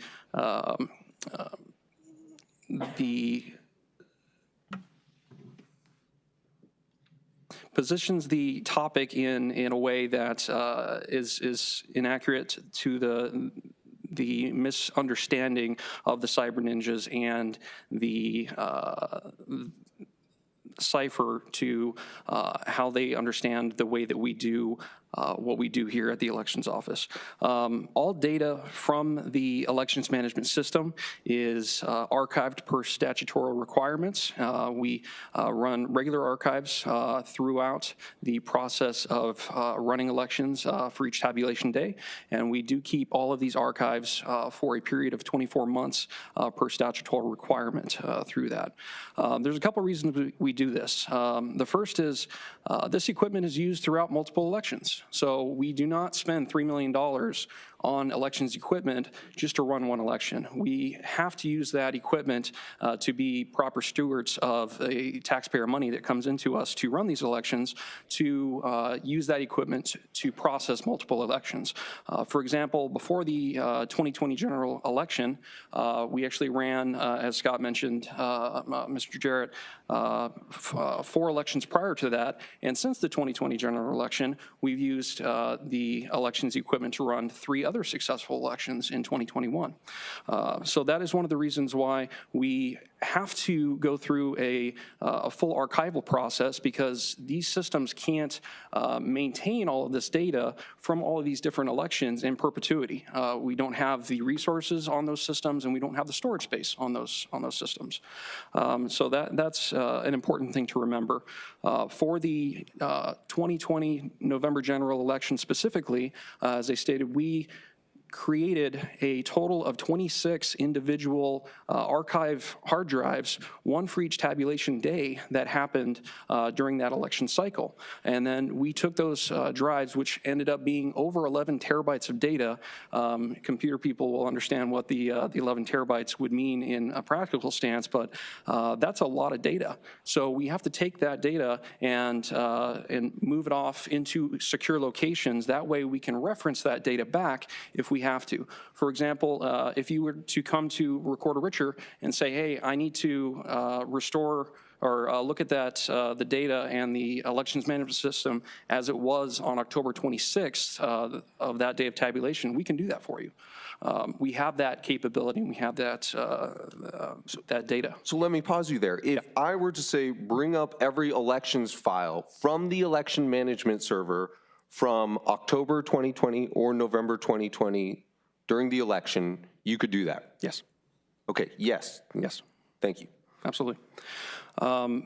The picture that's listed on the presentation here is actually a picture directly from that storage of those 26 daily EMS archive hard drives. They're all sealed in individual packaging, and they have those tamper-evident seals that are numbered and serialized.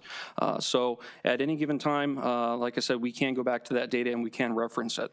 Another inaccurate claim is that the EMS system database was illegally purged or nefariously purged, right?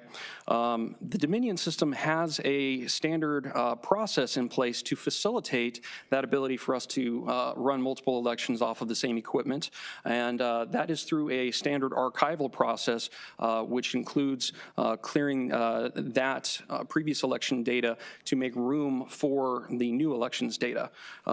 So for instance, in the March 2021 jurisdictional election that happened for Goodyear, we ended up having to use the same, well, we were starting to use the same equipment that was used in the 2020 general election. We need to archive the old election, the 2020 general, and create new election processes and files. And in doing so, we used their standard archival process, which included moving and clearing out the November 2020 information. So this is not a nefarious process. This is what we do to, like I said, be good stewards of taxpayer money. So if any claims that these processes are not above board are just wholly inaccurate. The other aspect that I think we touched on quite a bit was logic and accuracy testing.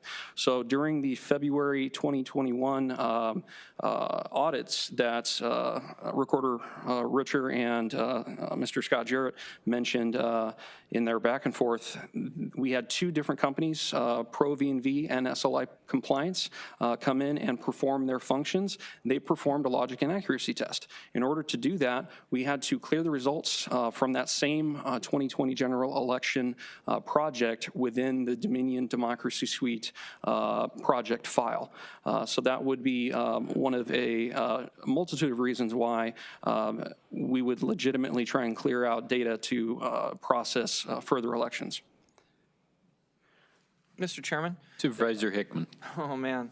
I'm getting PTSD right here when you're bringing up this time frame. I'm even getting PTSD.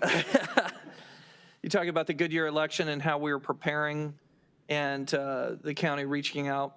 We signed contracts with municipalities to run their elections. Phoenix is large and capable of doing it themselves. I remember how important I felt that city is in my district, as well as Supervisor Gallardo's. Felt it was extremely important, and we had this swirl around us.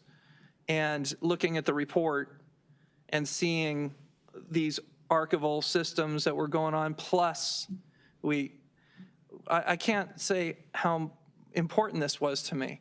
2 independent companies. It wasn't that they were just independent coming to work together. That's what you got with Cyber Ninjas and 3 different, 4 different, 8 different companies.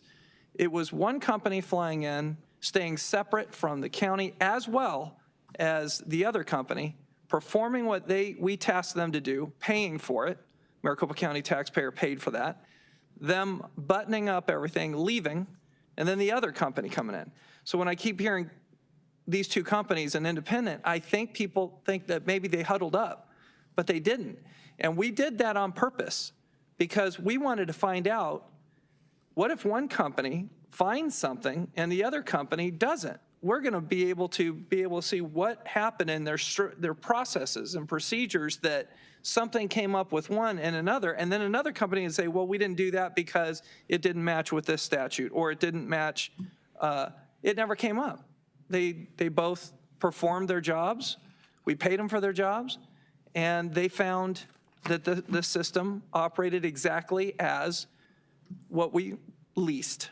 So again, you mentioned how important this board takes it to run municipal elections for these municipalities. And I'm just going to say a little bit of hearsay because I wasn't in the meeting. Somebody talked about that to a legislator, and some legislator said, we don't care. That's your problem. I'm going to leave that as hearsay because I wasn't in there, but that shocked me still to this day. And someday I get to ask that legislator, did you actually say that? That's in my district. So, sorry, Mr. Chairman. Thank you, Supervisor Hickman. Mr. Young. Thank you for your remarks, Supervisor Hickman. To continue, in the Cipher presentation and the Cyber Ninjas report, they made numerous claims that during their analysis of the EMS server and the tabulation equipment, there were multiple instances of either corrupt ballot data. Oh, I apologize, I'm not messing with the clicker here. They made multiple accusations of corrupt ballot images and missing ballot images when Cipher put the forensic clones that I presume he made together to analyze the server. The issue with that is we're not exactly sure how Cipher recompiled all that data.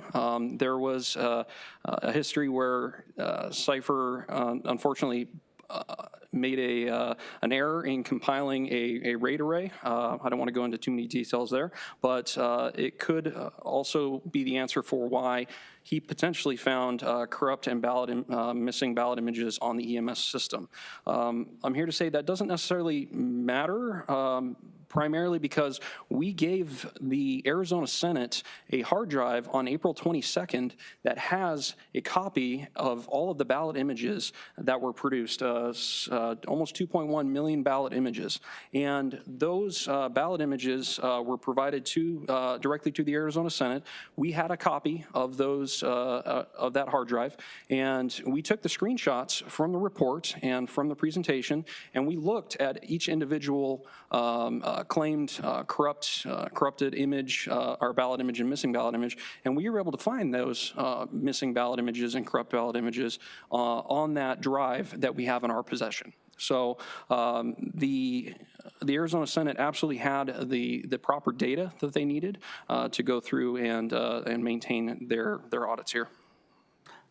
Mr. Chairman, just wanted to provide one clarification.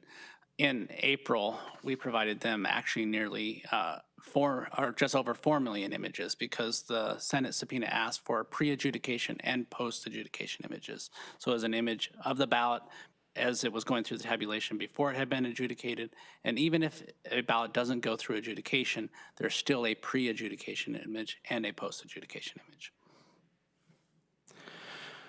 Thank you, Mr. Jarrett.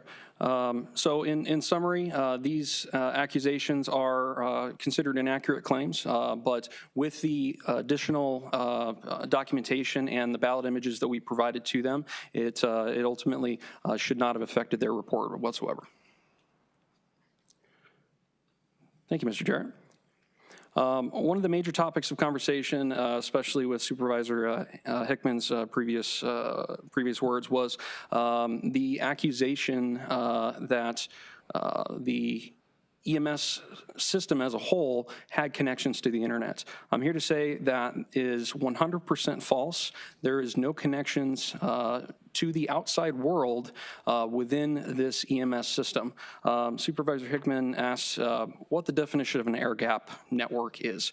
There's a diagram up on the screen to review, but in layman's terms, if you take a metal box, you put an election system in this metal box, put a top on it, and there are no other cables, no nothing. It's just in its own little isolated thing.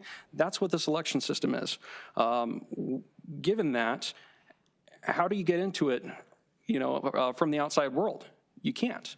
So that's exactly what this system is. Mr. Jarrett mentioned that there are no routers in this EMS system. That is absolutely true. There are what we call unmanaged switches in this air gap system, and those unmanaged switches are essentially dumb. All they do is take traffic from one, maybe the tabulation machines, and route it to the server. That's all it does. You can't really customize that stuff at all. So the other aspect of this is and the one thing that's important to point out is that we have made this information public, and we produce this information many times. We even put a variation of this diagram up on Twitter, but that doesn't seem to matter based on these claims. Most of these claims are solely based on the idea that the EMS system is not air-gapped and the EMS system has been compromised. And I'm here to say it hasn't been. One thing that is important to point out that don't just take my word for it. We had three, and we mentioned two of them already, but we actually had a third. We had three independent forensic and auditing companies come through and independently verify this air gap network. And the first two in the February 2021 timeframe was ProV&V and SLI Compliance. And the most recent one was another company called PacketWatch. They are a well-respected cybersecurity and forensics firm staffed by former government cybersecurity and information technology personnel. And they spent a full afternoon going through our systems. They were looking for wireless networks that could have been originating from our system. They didn't find anything. They looked at the track that's in the ceiling, as Supervisor Hickman mentioned. They followed all the cabling back. They did not find any nefarious piece of equipment, and they looked at pretty much everything that's in that room. So can we describe, for those who haven't been to MIGTech before, the elections management server? So this is the one server on which live election results are kept, correct? Correct. And that server is in a glass box that can be viewed from all vantage points, correct? Correct. And that glass box can only be accessed by a handful or fewer of people, myself not included, correct? Correct. I don't even have access to that room. And you can see wires coming out of that room, right? Correct. Actually, the general public can go on to our live streaming cameras, recorder.maricopa.gov/elections. Go on to our live streaming page, and any of the cameras in the ballot tabulation center, you can see the little tracks in the ceiling. And the wires run directly to the tabulation systems, correct? Correct. So there's nothing else other than those wires which are visible to the human eye and which are under cameras 24/7 that enters into this glass room, correct? Correct. Thank you. Mr. Chairman, that would sound like there's no need for secret video.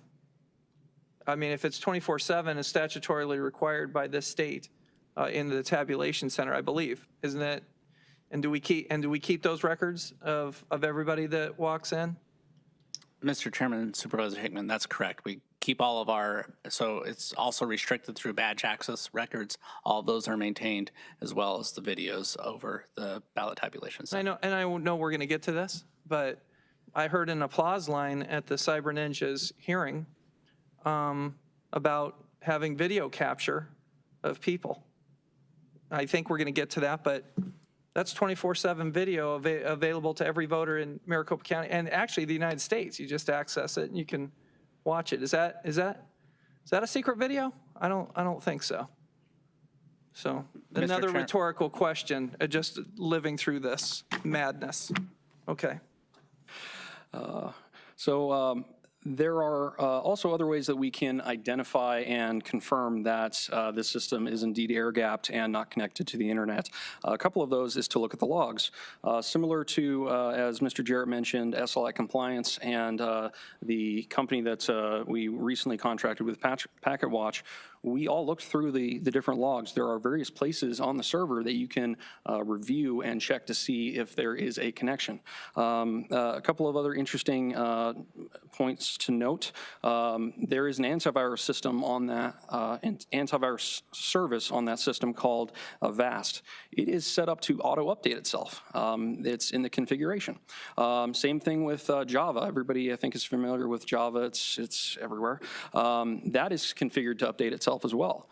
But even, and I'll mention it further down in this discussion, but even Cypher and the Cyber Ninjas admit that those have not been updated since August 2019. And that just happened to be the month that we installed all of this equipment, right? So that is evidence if these systems really did have the ability to hit the internet, those two items would have been updated. Same thing with the Microsoft operating system. If you have a Windows computer at home, you would probably be familiar with how crazy it hits you with those update notifications. That's the same thing that the server does.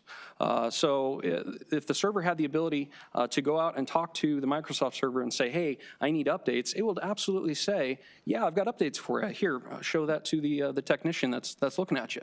And it can't do that. There's also a log that goes through and shows every single time the server went out to Microsoft to look for an update, and each one of those logs says failed, failed, failed, failed, failed. There are a couple of other logs that we looked at to confirm this. One of them is the domain name service requests. It's often referred to as DNS. Those showed failed results. We also looked at another log called Network Connectivity Status Indicator, the NCSI logs. It's not the TV show, it's the logs. And those logs also showed a complete lack of connectivity and lack of positive response back from the internet, which would absolutely be there. If you go to another computer or a server, looked at the same logs, you would see a call and a response. And it's important to note, especially throughout the rest of this presentation, that nowhere in the Cyber Ninjas and the Cypher reports did they confirm that there was a response back from any of these items that they pointed out. And as I said, Packet Watch and SLI Compliance has confirmed this, that none of these connections were able to successfully receive a response or even go out. No, it was really what I found to be quite remarkable was that we were simultaneously criticized for not having the most up-to-date software that would be automatically downloaded to these software programs if connected to the internet, while simultaneously being accused of having machines that were connected to the internet. So those are incompatible, and it just didn't happen. That's why we didn't download the software upgrades. Correct, and we'll go over a couple of other aspects of that too. I also found that accusation to, if I can steal one of your words, Recorder Richard, unfathomable. So, oops. Thank you, Mr. Jarrett. There we go. So this is actually an excerpt from the Cypher presentation that was on September 24th. This excerpt, according to Cypher, shows that there are some applications or services on the EMS system that we're trying to reach out and connect to the internet. Interestingly enough, during the presentation, Cypher couched that this evidence as as evidence itself that the machine did connect to the internet, which was not the case at all. So something that's important to understand is all of these examples from this screenshot are all certified EAC applications from within the Dominion application suite. So we have examples of VAST, which is the antivirus system. We have examples from Microsoft in this screenshot. We have examples from Java also in the screenshot. All of these services we're trying to call home. That is a term that we typically use in the IT field where an application is trying to reach out to its manufacturer servers to look for updates or to maybe send statistics or something like that.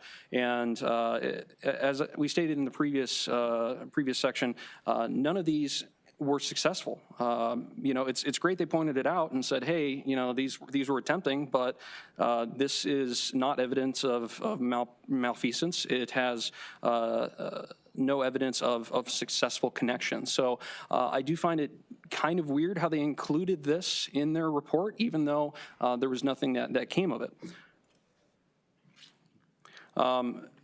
In a similar vein, thank you. In a similar vein, they mentioned that there was evidence of the EMS workstation. So we were talking about the EMS server, now we're talking about the EMS workstations. Evidence that those also had internet connections. But these are even easier to debunk, primarily because of what they were.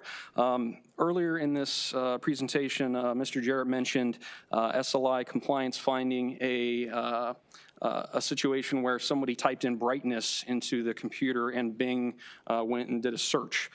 Same thing happened here. One of the examples that Cyber Ninjas provided was a Bing search, as you can see on the screen, the URL here, bing.com. There is a search parameter that's in there as well, and it's an IP address, 192.138.100.11. Cypher mentioned that this was strange and peculiar, but he also mentioned that this would be considered an internal IP address. So in the EMS system, there is an IP address range. So it's a range that the EMS equipment are able to pull an IP address from, and that way all of the equipment has their own address, their own identifier. Right? That's exactly what we're seeing here. Well, the interesting part about this is similar to that brightness situation, this was a typo. The technician that did this at the time was trying to get to 192.168, so not 138.100.11.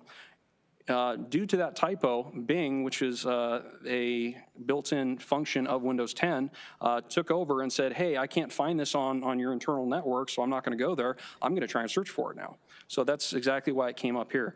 They had two other examples, and those are actually the default home pages for Windows 10. So if you open up Internet Explorer or Microsoft Edge, which are all default browsers, it'll come up and at least try and attempt to hit those specific addresses. So, Mr. I apologize for interrupting. I think you have well established that our machines were not connected to the internet. Just want to kind of move, because I knew we do have two more presentations here. Thank you. Okay.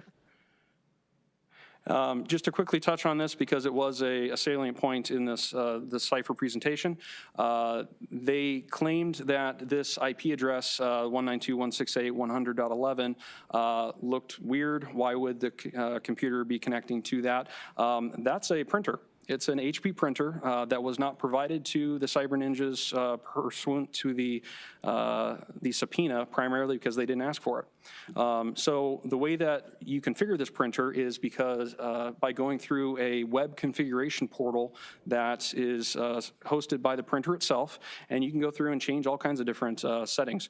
One of those settings, and this is one of the things that also got an applause line during that Cypher presentation, was he mentioned a wireless network. It's actually an IP address at the bottom there, 192.168 network_wireless LAN. He used this as a means to say that we lied and we said that there were no wireless networks and wireless devices in that building. That is a completely inaccurate claim. That is that is because the printer itself has a built-in wireless card that we are not able to remove. A lot of these computer elements, we can go in, grab the card straight out, so then it's completely gone. Sometimes they are built so nested into the computer that we can't take it out, or in this case, the printer. So what you can do is go into the configuration and turn it off. And that's what we did. In the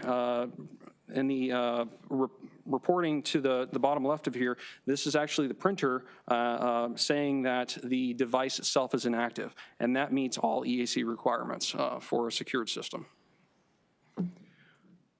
And we discussed this a little bit, so I won't go too far into it, but this is about RE Web 1601, RE GIS 1202. RE Web, as Mr. Jarrett mentioned, hosts our recorder.maricopa.gov website, so absolutely, it's going to be on the internet for sure. REGIS is the host for our maps. So if you go onto our website and try and search anything map related, it's going to be served up from this REGIS 1202 server.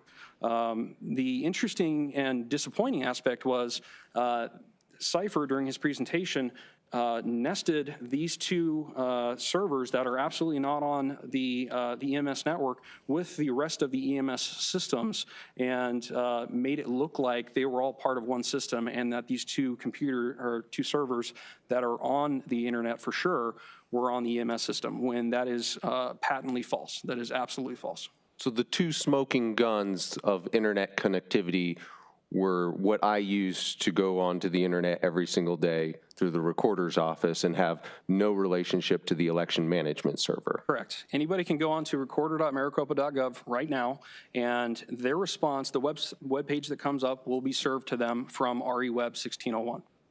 Full stop. Okay. Thank you, Scott. The next interesting claim is that the county doesn't follow cybersecurity best practices and standards from a group called CISA, the Cybersecurity and Infrastructure Security Association. Try and say that 10 times fast. So the county itself only does business with vendors that follow these specific regulations and guidelines from the EAC when it comes to tabulation equipment. The EAC is a well-known body when it comes to the guidelines. They make all of their guidelines public and accessible, so you can go onto their website, look for all these standards and operating procedures, et cetera. Cypher and Cyber Ninjas had the ability to do this, but for a lot of these claims, it didn't look like they did. So that makes the rest of these claims a little bit interesting, that they would claim it, given that they had those resources. The server operating system and the antivirus system was not updated because it is against the rules for EAC. If we were to go through and manually do those updates, even if they were offline updates, you can grab the updates from the internet and bring them in, that would violate our EAC certification and actually put us into a position where the Secretary of State may decertify our actual equipment that we have and cost us another $3.5 million or whatever it was. So to reiterate that, because this shows a shocking disregard for election law and election procedures, but if we had done what Cypher had suggested, we would have fallen out of compliance with the EAC, correct? 100%. Yeah. Anytime that we want to do an update or whatever, we have to go to Dominion, and then they have to get essentially authority from the EAC to perform those updates. Everything's well documented. Everything is clearly above board. If we were to do that on our own, as Recorder Richard mentioned, we would be completely out of compliance. Okay. I've got a couple more things here. They also claim that we didn't have an external log management system. That's not a part of the EAC certification, and that would add an additional complication that we just would not want to take on in this specific closed network. The Cypher also cited that that we're not following a number of these guidelines that CISA points out that we should be following, but it's important to point out that we're not the normal enterprise network that these guidelines are built for. We are a closed, air-gapped network that is specific to tabulating votes. So it's not Recorder Richard going onto his laptop and checking his email. It is specific to what that system does. So these EAC or CISA guidelines would not necessarily apply. Okay. Another thing that they mentioned that we are not running any of the patches that they would consider to be up to date. We went through that a number of times, and that is absolutely true. That is primarily because we would be out of EAC compliance. The last time that the system was primarily patched was in August 2019, and then subsequently the entire system was certified on September 11th, 2019.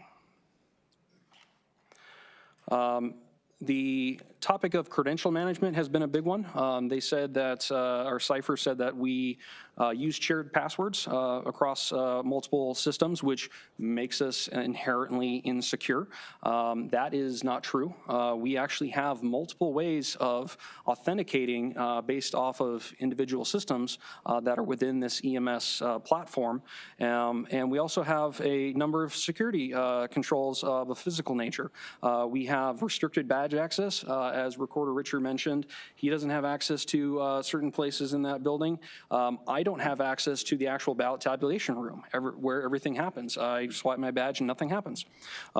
We also, as Mr. Jarrett mentioned, we have detailed logins and sign-in sheets that we reference. So if we see somebody on surveillance or something like that, and there's no reference to that person being signed in, then we try and investigate and figure out why that would be the case. As it's been mentioned a few times, we have surveillance cameras everywhere. You can't go through that ballot tabulation center without going through 2 badge access doors and without being on probably 20 individual cameras as you walk through that building.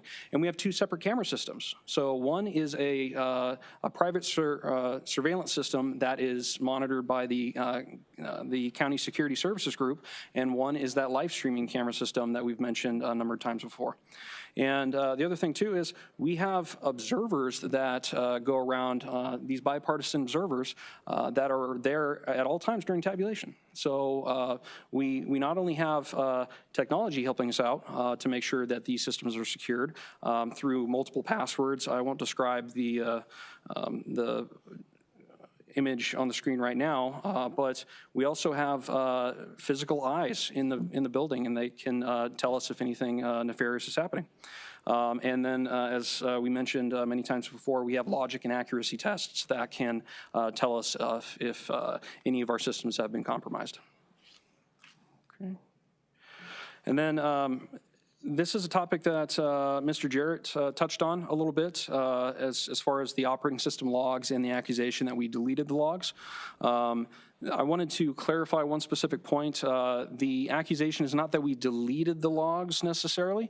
The accusation is that we flooded the logs to cause a deletion. So there's a difference between the two.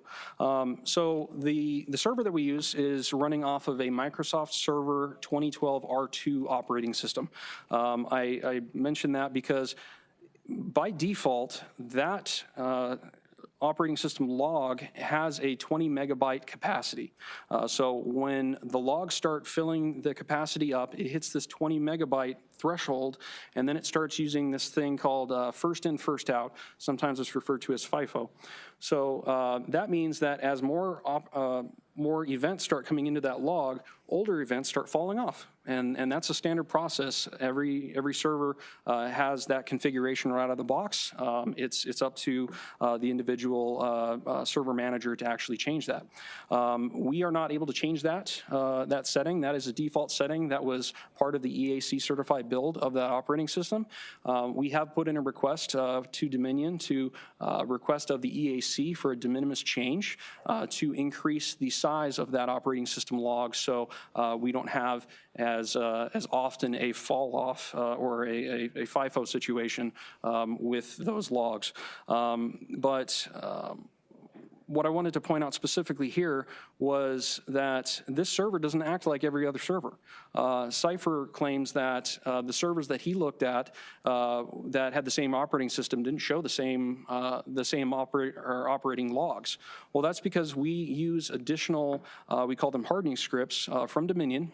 They're installed at the time of the machine install, and it's a series of scripts, configurations, profiles, and other configs within the SQL database, et cetera, that increase our security posture within that specific machine, but it also increases the amount of logs and the log detail that we get from that. So there was this claim that he wasn't able to do this comparison, but it's not apples to apples. He's comparing apples to oranges here. Scott mentioned a number of dates, so I won't necessarily go through those in too much depth, but we have claims of these logs being flooded on February 11th, logs being flooded on March 3rd, and also logs being flooded on April 12th. So this is actually, can we go one more? We're just having clicker problems today, aren't we? There we go. So this is an example of the actual quantified claims that the Cyber Ninjas made and Cipher himself. So for the February 11th date, there was a claim that 462 logs were flooded in by a automated script that was run by one of our personnel. We take issue with that because we did not find during our analysis that there were 462 events actually produced during that time frame. We actually only found 412. That's weird because our logs are or should be the same as the ones that Cipher is reviewing. The even more strange one is this claim that got a lot of press that on March 3rd, 37,683 logs were flooded into the security log. That is patently, in my opinion, physically impossible because 37,686 logs are a lot of logs. That security log itself, because of that 20 megabyte threshold, only is able to contain 35,000 to 38,000 logs total. So that would have filled the entire log from start to finish in just that one short time period and short session. We tried to come up with that 37,000 number, and we just couldn't. We went through all kinds of things. We actually asked PacketWatch to try and come up with that number too, and they couldn't either. So that one's definitely interesting, and I still am curious about how you came to that number. And then February 12th, as Scott mentioned, that was the date that we were packaging the machine up for delivery to the Arizona Senate. Cipher claims that we flooded the logs with 330 individual events, but that was us getting the machine ready for transportation, or to transport it over to the Arizona Senate. You can't just shut a server off. You can't hold down the button and then just let it turn off after 5 seconds. You have to go through a process of shutting down SQL services, of shutting down a number of other dependent systems, and then eventually that system would be cleared to shut down. Another thing to mention quickly is we provided manual exports of server logs in a couple of other instances. Scott mentioned a couple of them earlier. January 15th, we provided a couple of sets of logs to the Arizona Senate, and also April 21st of 2021. And the other interesting part about this is Cipher claims that he wasn't able to find any logs beyond February 5th, 2021, which is interesting because our logs that we have go well past that into November of 2020. So it begs the question, what logs are actually being looked at during this analysis? Okay. This one was an interesting claim, given that it was pretty easy to debunk, to be honest. There is, within the security logs themselves, there's a category of logs called the 4624 logs, and that essentially logs all of the instances of logons onto the computer. And within that 4624 category of logs, there's different login types. So the claim from Cipher is that there is a series of what he considers atypical logins, so suspicious logins, I guess would be a good way to say it, of these 4624 type 3. Type 3 is considered a remote login, so essentially somebody that's not in the room in front of the server itself using the keyboard is remoting in from another computer. This is something that we do every single day. The EMS Client 01 is our primary workstation. We use that workstation to remote into the server because it's convenient, right? We need to remote into the server every now and again to make sure that configurations are properly set, that the server is running at its optimal conditions. So you're going to see logs from that type 3. What he says is weird is that in a specific log that he screenshotted and mentioned, there is a networks field section that would typically show the computer name and the IP address of that specific computer. That was missing from the screenshot, and he said this is weird. You know, this would be considered an atypical login. The screenshot that he provided was a snippet of that log. If you look at the screenshot, there's actually a scroll bar. You know, on like Word, if there's a lot more underneath it, you can scroll down. If you scroll down, there's a whole series of descriptors that Microsoft themselves put into the log, and one of those descriptors describes exactly what he was seeing that he felt was suspicious or atypical. And I wanted to actually read off verbatim what this descriptor was inside that specific event. And this is Microsoft, mind you. It says, quote, "Workstation name is not always available and may be left blank in some cases," end quote. So to me, that is an example of lack of detail. All he had to do was scroll down and see what he thought was nefarious was actually written by Microsoft saying, hey, you might see this, it's not anything to be concerned with.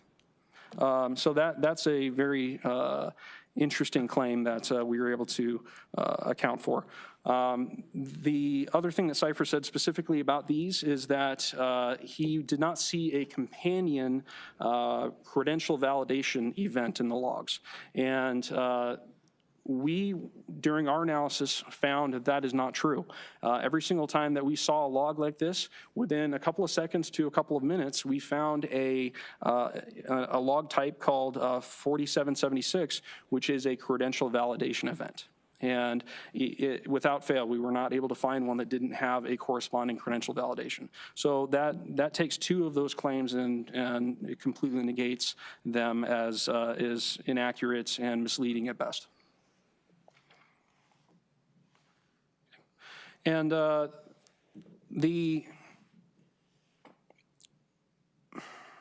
this claim was interesting because Cipher presented a few pictures of a system with 2 hard drives in it. He claimed that these 2 hard drives in this system could represent a security risk to the systems, which his methodologies and his examples of why don't really comport. But let me back up real quick. SLI Compliance, during their February 2021 review, actually looked at this machine. It was an adjudication machine. I forget the actual number, but they pulled that machine out and opened it up and also they found this second hard drive in this machine. They also thought it was peculiar, but they noticed that it wasn't plugged into the motherboard. So the way that a hard drive works is you have to have power to it, and you also have to have a data connection to it, and that data connection goes to the motherboard. That data connection was missing. It was not plugged in. So essentially that meant that, yeah, there was a second hard drive installed, but it wasn't connected and it wasn't functional at all, full stop. SLI Compliance did their diligence on it.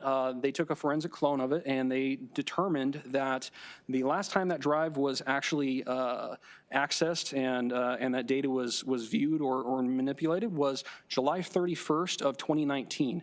This was months before the server itself was even certified, and they didn't include it in their report from their February audit because they didn't feel like it rose to the level where it needed to necessarily be reported, but they kept the record of it in their own logs. To reiterate, this, the second hard drive in the machine had no bearing on the security or the effectiveness of the EMS system or the tabulation processes within the EMS system. The machine was completely, or the hard drive itself was completely unplugged.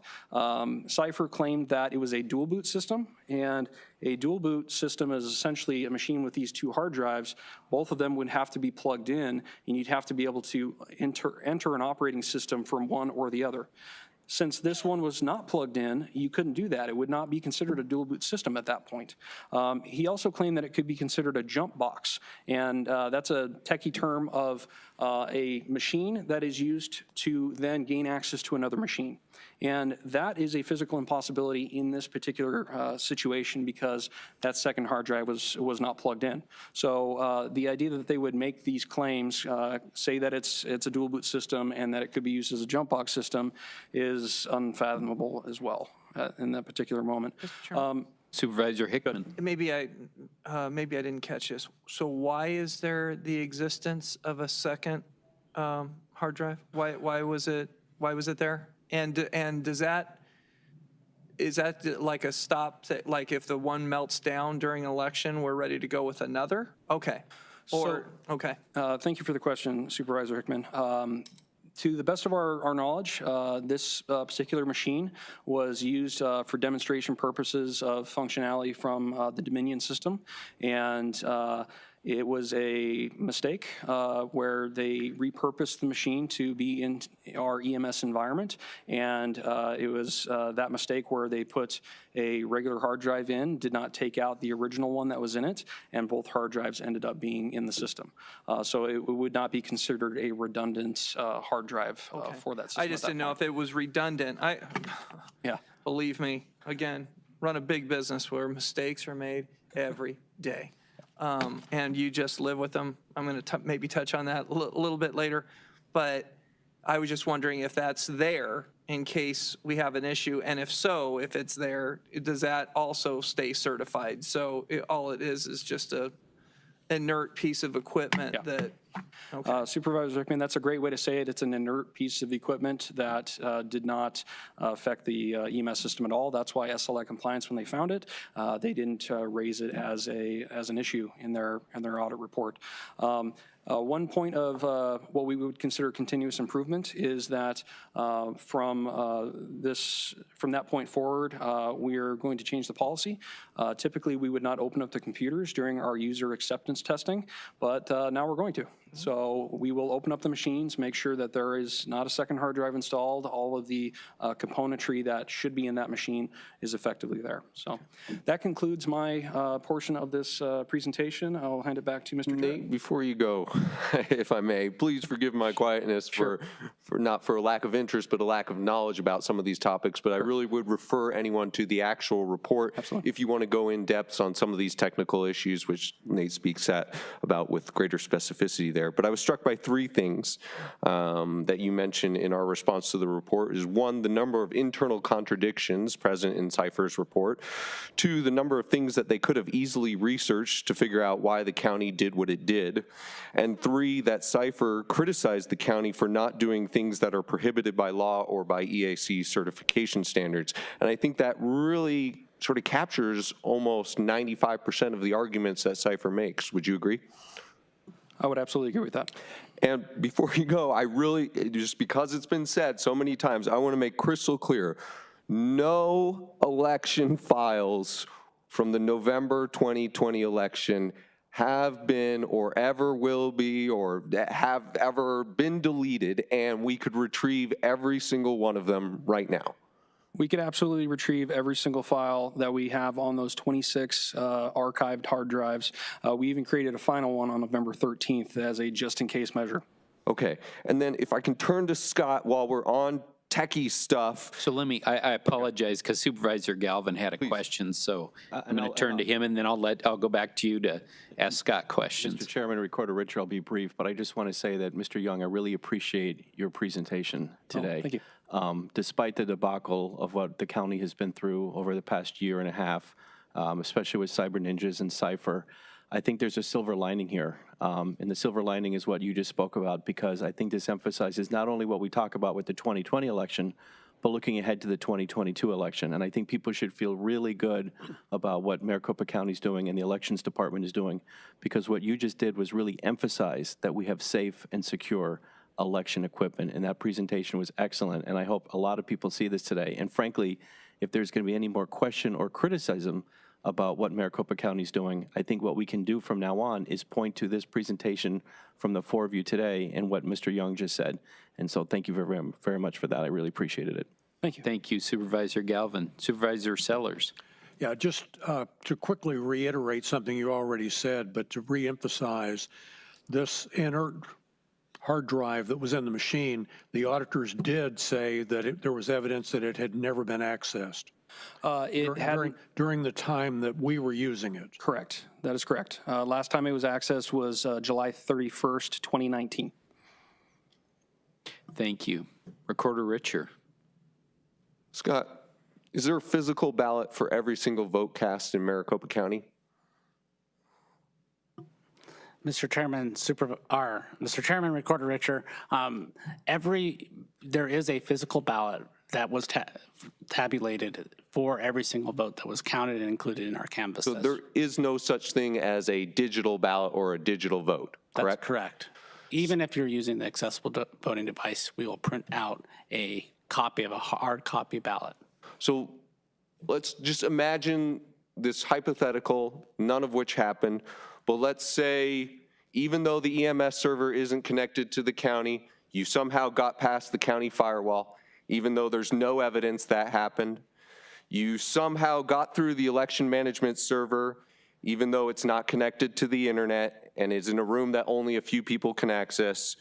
You somehow manipulated the tabulation software code, even though you don't have the requisite security tokens, and in a post-election assessment, the software code was found to be unaltered. You rewrote the code to show that Trump votes were counted as Biden votes, even though this would show up in the post-election hand count and post-election logic and accuracy tests. And you deleted a bunch of files just for the heck of it.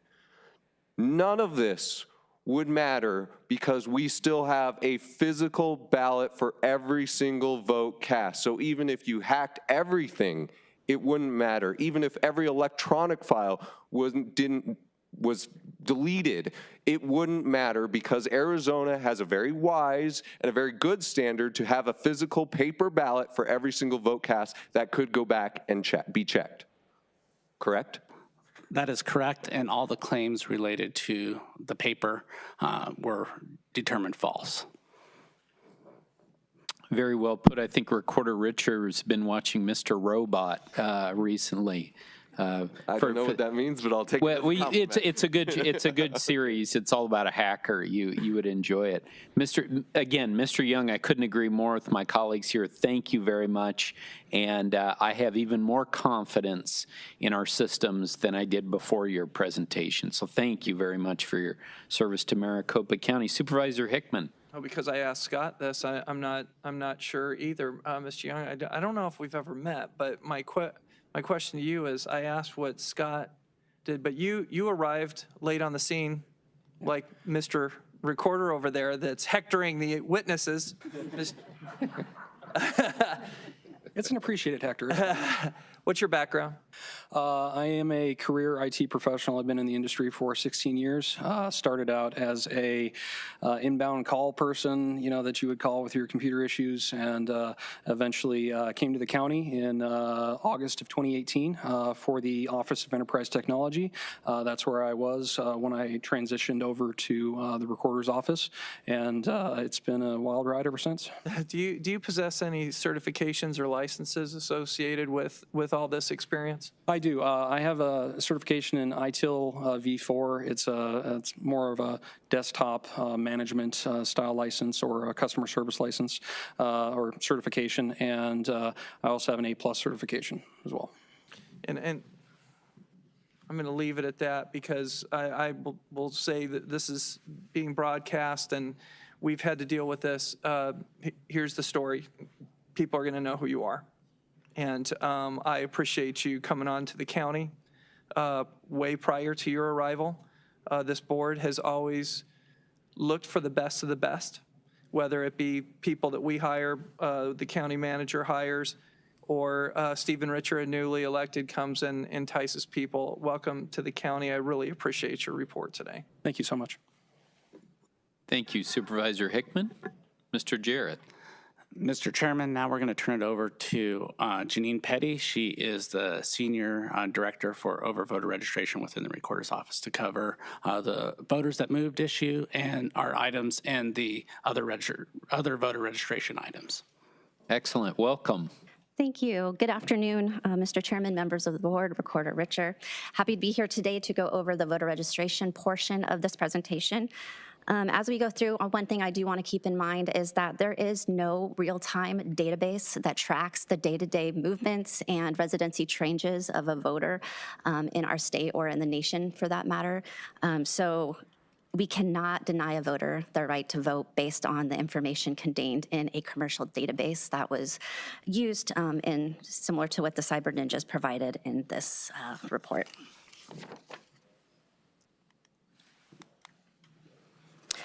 The one thing that I do want to do is set some background information that is really important, and as a seasoned election official, these are laws that we use. They're practically known by the back of our hand. I don't want to bore you with the fine details, but we do have federal and state laws that dictate how we manage voter registration and list maintenance. And specifically, the law for decades has recognized that voters move during election cycles and has provided safe provisions for these voters to still allow them their right to vote. Specifically, under the National Voter Registration Act, they actually outline the trusted resource of the United States Postal Service, the National Change of Address program to use in updating voters' addresses. But ultimately, it comes down to the voters' affirmation that they say they live at particular residence, and we take that signed affirmation as true. Another federal law is the Uniformed Overseas and Absentee Voters Act, which allows voters that are temporarily absent from our state to still maintain their residency here and be able to vote.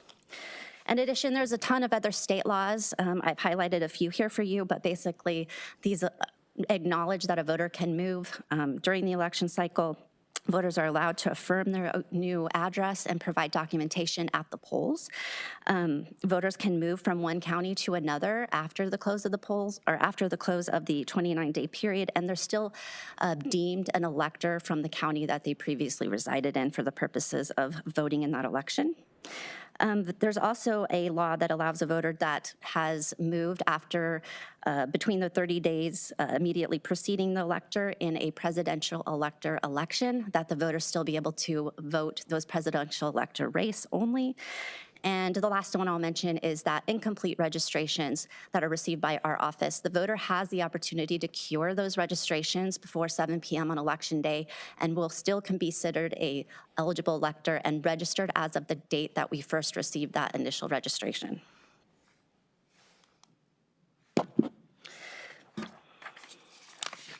I think had the Cyber Ninjas understood this general understanding, as we do as seasoned election officials, that their analysis would have been much different. The other thing that I wanted to talk about was data matching. I think I clicked too many here. As you see here, the Cyber Ninjas had 3 points of data that they used to identify voters, and we here at Yavapai County under our own, Maricopa County, did 7 points of data, and we can list them here: full name, full dates of birth, last four social security number, driver's license, residential history, the voter signature, and other information that would have been supplied by the voter. Now, we cannot speak to the reliability or the accuracy of the commercial data that the Cyber Ninjas used, but we can speak to the 7 points of data that we have and that we used in our analysis. I think that this was touched on a little bit earlier, but if you had a John Smith with a year of 1976, as you can imagine, with 2.6 million voters, you would probably have a lot of false matches and that not necessarily be the same voter.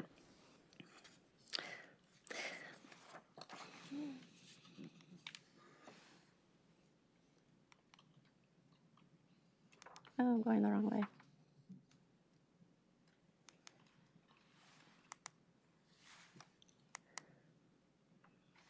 Okay, so we're going to go real quickly through the actual claims here. We have voters in ballots, mail-in ballots voted from a prior address, voters who moved within Maricopa County, voters who moved out of, voters who moved out of Arizona, voters who moved within Arizona but out of Maricopa County. So we did an analysis of these records, and we found no occurrences of double voting. In addition, we found no evidence of a voter being ineligible to vote from the residential address that they provided per their signed affidavit of legal residence, which is provided and authorized under state law. I think it is interesting that some of the information that the cyber ninjas had reported voters moving to P.O. boxes, a pretty typed living quarters there.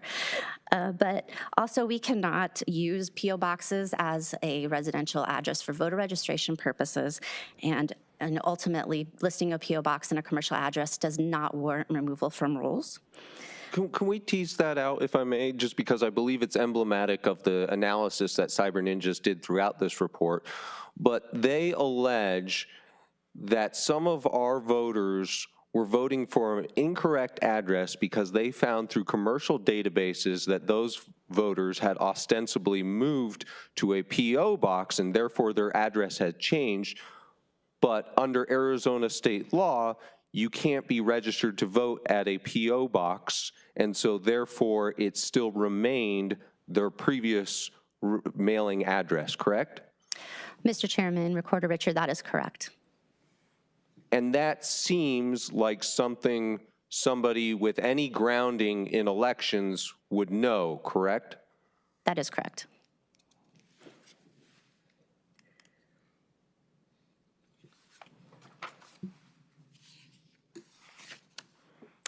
Moving on to some other cyber ninja claims, voters potentially voting in multiple counties, in-person voters who had moved out of Maricopa County, and voters that moved out of the state during the 29-day preceding the election.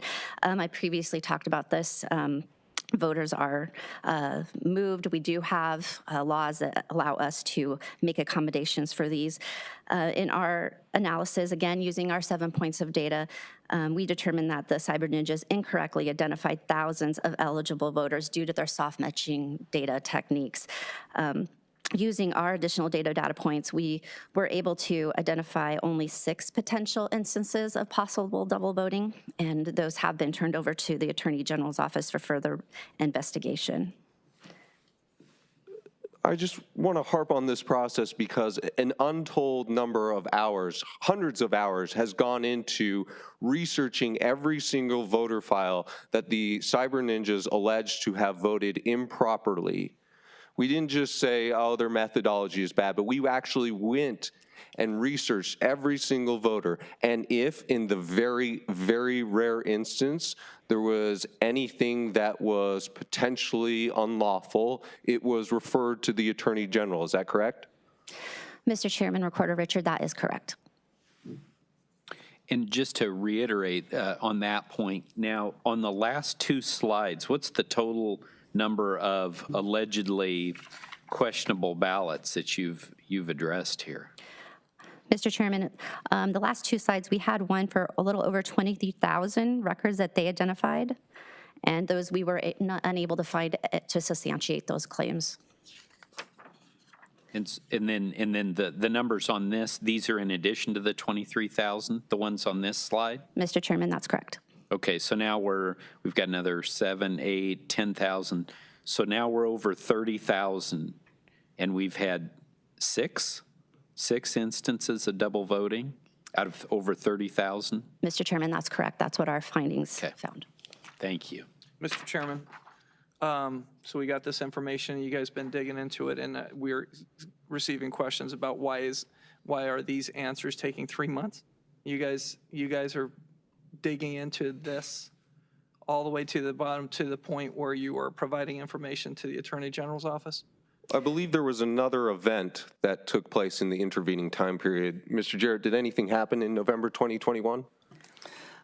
Mr. Chairman, Recorder Richard, we provided a nearly countywide election, over 1.4 million eligible voters, and that occurred during October as well as November. Thanks for bringing that up. So there was your jobs plus plus what you guys are trying to do to really dig deep into these numbers. Okay, thank you.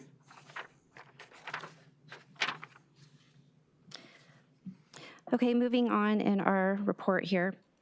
The Cyber Ninjas report also included some additional 5 claims about the voter registration database, which they claim allowed ineligible voters to vote an official ballot. Our review of this found our voter registration system to be very sound. I'll go briefly into these details. Claims about voters with incomplete names. Voters are legally allowed to register with only a first name, last name, or single letter in their first or last name. A voter with a short name, no name, or last name does not indicate that the voter is an invalid voter. Late registered voters, those ballots were counted. Again, state law dictates how we handle this. Voters that show up in the polls on election day that are not found to be in our signature rosters of site books, they still will be allowed to vote a provisional ballot. Those are then reviewed by our office. In our analysis of this information, we found no evidence of a voter that registered after the deadline being allowed to cast a ballot. Multiple voters linked with the affidavit sequence number. An affidavit sequence number is something that's part of our internal process related to forms. It has nothing to do about the integrity of the election process, so the fact that a voter may have had an identical sequence number has nothing to do with this process.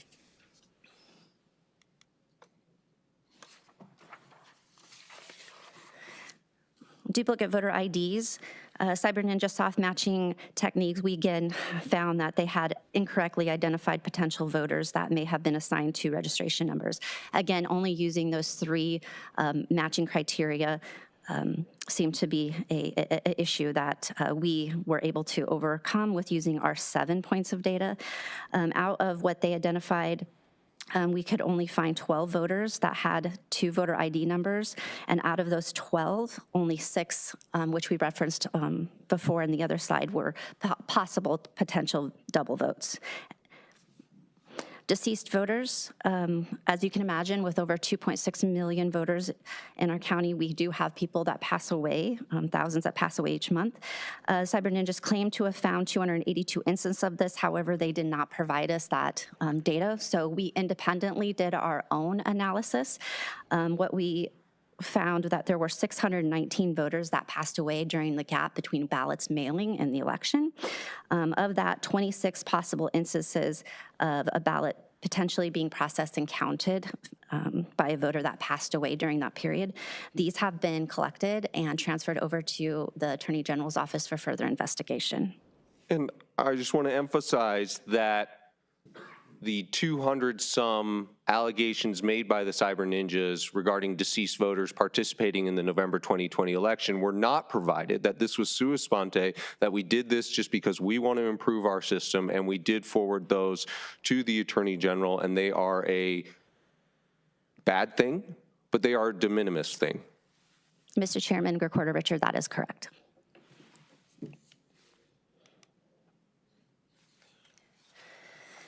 Okay, wrapping up my presentation here, just want to again say that the analysis that was conducted by some Cyber Ninjas, what we found through our analysis is that our election policies and practices comply and adhere to federal and state law, and what we do is sound and compliant.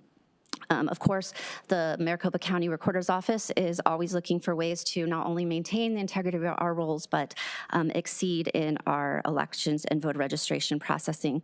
And some points that I just want to briefly touch on is the fact that we are now requesting and receiving ERIC deceased reports. ERIC is the Electronic Registration Information Center. We are a member of that, and we are now getting monthly deceased reports from them, as well as cross-state mover reports from other ERIC member states. We are reviewing our system soft matching criteria in the voter registration database to see if we can cast a wider net for some possible duplicates in the system, especially with some older records from the database. And one exciting thing that we're looking to do in the future is revitalize our voter registration system. Our system is old, it's functioning, but it needs a facelift, and we are looking forward to doing that and streamlining our workflow and obviously complying with new law and legislation as it comes to us. Mr. Chairman, that concludes my presentation. I don't know if you have any questions for me. Thank you. Excellent presentation. Any questions from my colleagues? I'll go last, but if I may. Yes, please. Okay. So of the 53,304 alleged impacted ballots, what did your and your team's analysis find were actually potentially questionable ballots? What number? Mr. Chairman, Recorder Richer, we had 26. We had, I think, 32 that we have transferred over to the Attorney General office for further investigation. And those 32 are indicators of individual wrong behavior, not actions taken by Maricopa County staff or personnel, correct? Mr. Chairman, Recorder Richer, that is correct. So just as we cannot police people from not doing drugs, we cannot police people from not doing wrong things with respect to voting, correct? Mr. Chairman, Recorder Richer, that is correct. But we can refer that to the Attorney General whenever we come across such potential instances, and we have done so, correct? Mr. Chairman, Recorder Richer, exactly. We have done our own analysis and upon ourselves have collected this data and transferred it over for further investigation.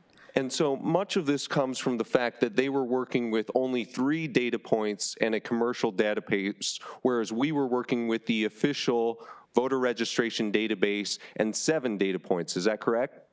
Mr. Chairman, Recorder Richer, that is correct. I also, as a key point, we did learn that another county in our state actually did an experiment with a commercial set of data, and they found only 14% of the data contained in that report to be useful. So I believe this was Yavapai County that used a commercial database and said this is garbage, correct? Maybe not in those words. Mr. Chairman, Recorder Richer, I wouldn't say in those terms, but they did not find it to be a trusted source or resource that they would want to continue to use. Now, your familiarity with state law and voter registration law is the result of, you previously said Yavapai, and that's because you were previously with the Yavapai County Recorder's Office and then moved to the Secretary of State's office under Michelle Reagan and then under Secretary Hobbs, and then before we poached you away at the Maricopa County Recorder's Office, correct? Mr. Chairman, Recorder Richer, that is correct. I'm a self-proclaimed election geek. Okay, you are a certified elections officer, I believe, and a CIRA certified elections person as well? Yes, I am. And when did you join the Recorder's Office? Mr. Chairman, Recorder Richer, I joined May 2021. And we are so excited to have you, and we look forward to continuing to work on our voter registration database. Thank you. Thank you, Mr. Richer. And just to use my show your work analogy from earlier, I think in this instance, the Cyber Ninjas did show their work, right? It was the 3 data points, and we showed our work, and it's 7 data points. So if anyone wants to grade that, I think we got an A, and they got somewhere in the D or F range, just to make it very clear. And I want everyone to understand that they talk about jumping to conclusions. They did it in immeasurable ways, and I thank you guys, to reiterate this again, for taking the time to go through those 7 levels and to establish the facts here. And I think everyone needs to be aware of that who has any concerns about the integrity of our election. So thank you very much for that presentation. Mr. Jarrett, unless there are any other questions. Stephen asked mine. Thank you, Mr. Chairman. And Recorder Richer, you asked us to do some quick math, and please don't ask me to do quick math on the spot again. We actually referred 37 out of the just over 53,000 ballots that Cyber Ninjas found. So, Mr. Chairman, members of the board, I'm now going to turn it over to Celia Nabor. She's our Assistant Director for Early Voting, and she'll cover the claims related to early ballots and the Echo Mail report, which covered signature verification. That brings me to something about the heavy hand of the law. We looked at this, and of all those thousands of people that were questioned by Cyber Ninjas, and you guys went up with 37, think about all the door knocks that will not happen to people that Cyber Ninjas wanted us to go knock on a door from the Attorney General's office. So think about that when someone's walking down your driveway and operating on false information, and you just stop that. Now, I don't know what's going to happen with the 37 others, but it could have been thousands if we would have followed their procedures. Thank you. Ms. Nabor, thanks for joining us. Thank you. Thank you for the opportunity. Good afternoon, Mr. Chairman, members of the board, Recorder Richard. Today I'm going to be going over 19 claims. These are claims from Echo Mail and Cyber Ninjas. For the most part, they are focused in signature verification and misunderstanding election reports that we run. Next slide. Okay, I am going to refer to two important milestones that occurred in the summer of 2020. Number one is all statewide, the Secretary of State hosted a training on signature verification that was provided virtually because we were in the middle of the pandemic. It was a virtual training provided by forensic handwriting experts who also have trained previously the FBI. So that was one statewide training that was provided. They also released the signature verification guide. That guide outlined all of the characteristics and the technique methodology which we were to adopt in analyzing these signatures. Now, it's important to point out that in Maricopa County, in the general election, the early voting division managed 1.9 million ballots. So when I talk about the signature verification processes, this team managed and reviewed 100% of those signature records on those green affidavit envelopes. Now, what you have on the screen, and these are the guidelines that were outlined in the Secretary of State Signature Verification Guide. I have heard references to 29 point, 27 point, an accusation that at some point in the election, we just told the staff to stop looking at signatures completely, which is completely false. We did not tell staff to stop looking at signatures. That would be illegal. So with that record straight, we also we have very robust curing processes. But first, I'm going to go over what the screen looks like. I'm putting this up just as a reference so I can speak to it later on in the presentation. Now, the green affidavit envelope is unique to each voter. It's unique to each voter and unique to each election. It has a barcode on it. That barcode allows us to track exactly where that ballot is within the process. In fact, voters have visibility into where their ballot is. They can go on to beballotready.vote and see exactly where it is. Has it been signature verified? Is there an issue with it that they need to then call us back to mitigate what that issue is? They can also opt in to get text message and email notifications. So that barcode is very powerful, unique to the voter, and allows them to know visibility into exactly where it is within our systems. We pick those ballots up at the post office, or they're brought in by our bipartisan board, our bipartisan team couriers who bring them into MCTEC. There's a series of transfer of custody documents that are completed and that are filled and maintained. With this, we then run an inbound scan on all of those packets. Inbound scan is basically taking an image of every single packet. Now, on our team, we do signature verification. That signature clipping is capturing the region that you can see to the right.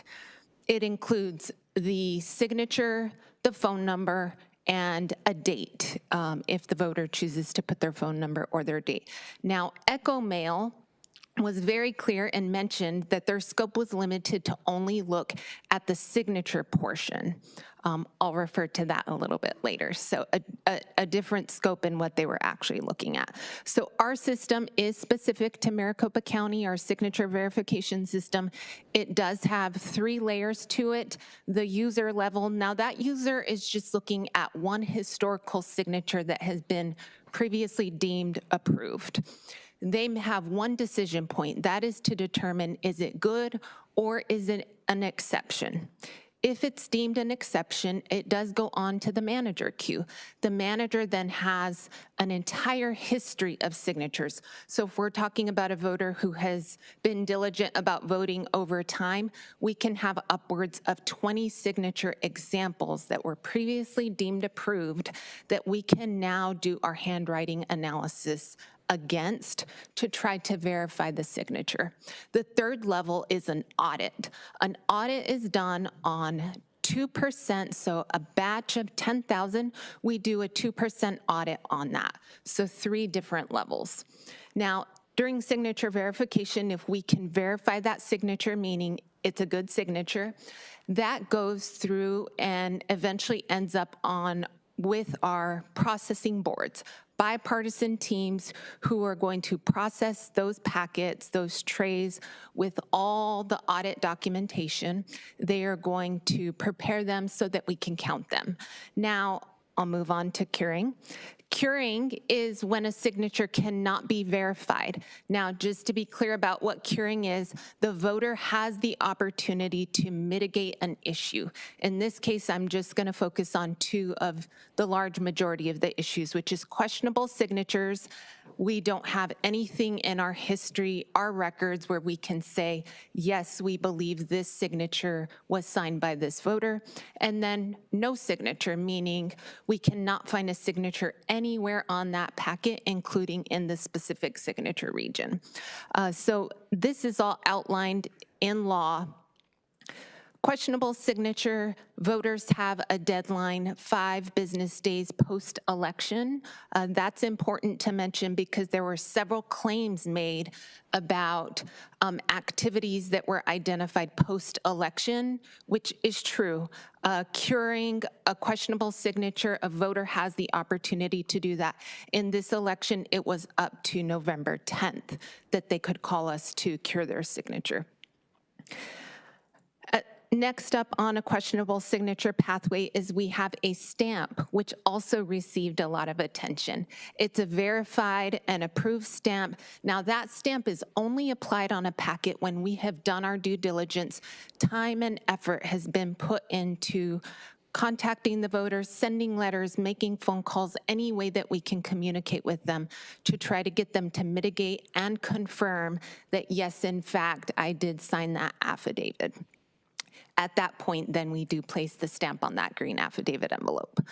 Uncured packets, meaning we were never able to get the voter to confirm that it was their signature, those are left in sealed, they're left in their sealed envelope. We never open envelopes until they are cured. So that's important to mention because it was misinformation was provided during the Echo Mail presentation in which they stated that every packets are actually opened when they're going through the scanning process, which is not true. Only good signatures are actually opened and processed. Now moving on to no signature, those end election night, 7 p.m. So if we have not heard back from voters, then those are going to be deemed on the canvas as a no signature. Can I pause you just to globally capture that? Yes. So 1.9 roughly of the 2.1 million ballots cast in the November 2020 election went through the signature review process, correct? Correct. And you send in the ballot and an image is taken of the ballot, and that's when the signature process begins, the signature matching process, correct? Correct. And the envelope is not, or the ballot is not taken out of the envelope until the signature is confirmed as good, correct? Correct. And if you mess up or if you don't sign it, which a shocking number of people do, you effectively get a mulligan according to Arizona state law, correct? Correct. And that allows Maricopa County to call up to 7 p.m. on election day if you haven't signed it, and 5 business days after if it's a bad sig to try and confirm that it was indeed you, correct? Correct. Okay, thank you.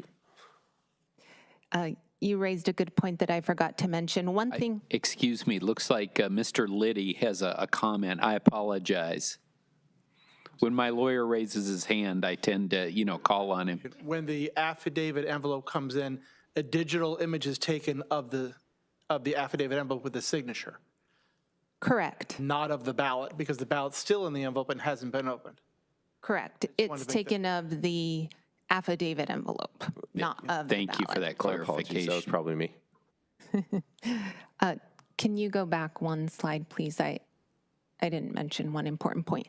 Important point in curing is, as I previously mentioned, we're taking an inbound scan. That is the initial first image that we have. Now, if we cure a packet, we are going to run it through an inbound scan again to capture that image again. So we would see for a cured packet, we would see multiple images, which I'm going to refer to in a little bit. Okay, so for Echo Mail claims, the first claim that I want to review is specific to that scanning process. So in this case, they identified 17,126 unique voters that they indicated had submitted or returned more than one ballot. So that was a misunderstanding of what they were looking at, lack of election processes, especially curing processes. What they were really looking at was an original affidavit that had been cured, and so then you would see a second image. Voters did not submit 2 ballots. Voters did not get 2 ballots counted. These were 2 images of their green affidavit envelope.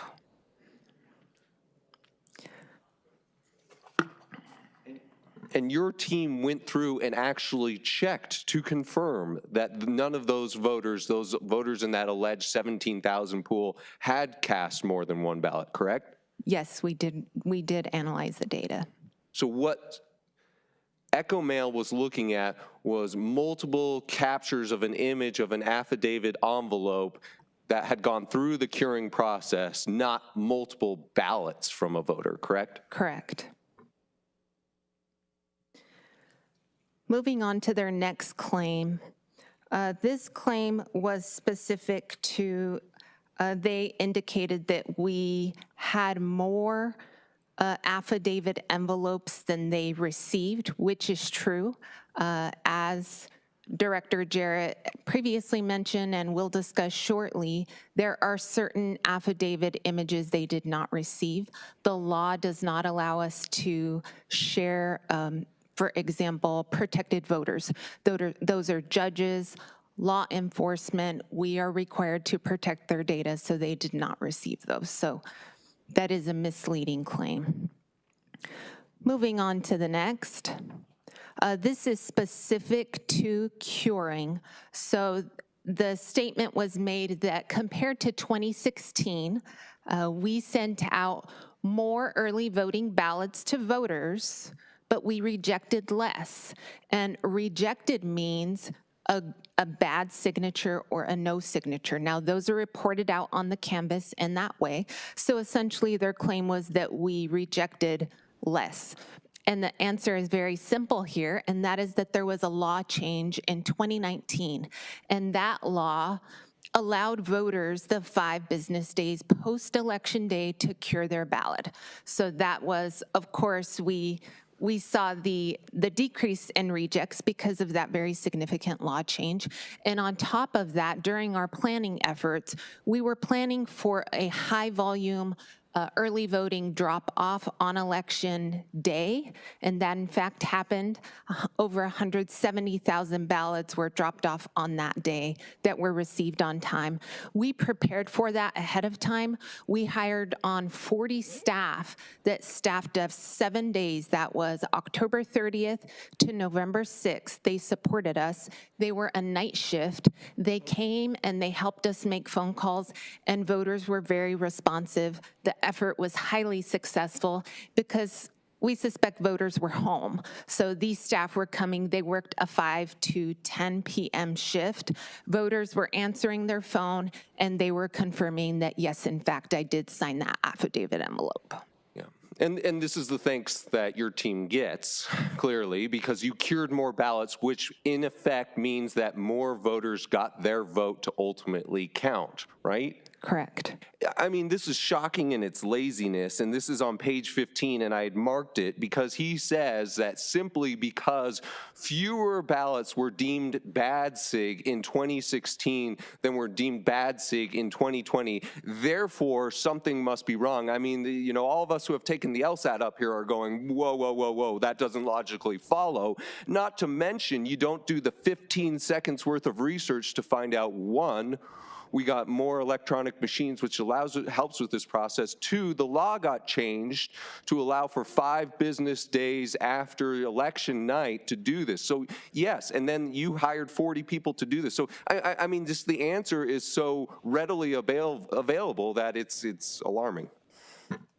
Yeah, and just to follow up that, I mean, it's an example of great customer service. One, we're being criticized for it. And two, who changed the law? The Senate. So again, I couldn't agree more with your frustration and really just being shocked. And to speak to that point, we also embrace a continuous quality improvement culture. And one thing we did is standardize some of the items. One example is we adopted a label of documenting all the contacts, which was a very clear visual management of allowing us to visually just look at an affidavit to identify how many times we had contacted voters. So I mentioned that because we did look to standardize many of the processes, which increased efficiencies and allowed us to be highly effective in our curing efforts. Moving on to a related topic is also curing. So the claim was that there was all of a sudden a surge in duplicates post-election. And again, I want to reiterate, these are not duplicate voters submitting multiple ballots. These were images of cured packets. And it falls right in line with the timeline they identified because that was the curing period. This was post-election. Our priorities then shifted to managing, number one, the 170,000 plus ballots we received election night, and number two, making sure that we were fully being diligent about contacting voters to be able to cure their packets up until the 10th of November. So it does align. There is nothing suspicious about that because it was curing activities that caused that surge. Moving on to the next. Now, I'm going to go through a few examples. These were actually examples that were called out specifically in the Echo Mail presentation as well as their written report. Now, the Canvas does have bad signatures, which I mentioned. There was a claim that your bad signatures decreased, which is true for the reasons that I just shared, but they also— Supervisor my apologies, Supervisor Yes. Hickman had a I'm sorry, question. just real quickly, because I'm trying to remember how the Senate hearing went and who was Echo Mail? What contractor was Echo Mail that gave testimony to the Senate? Mr. Chairman, Supervisor Hickman, that was Dr. Shiva.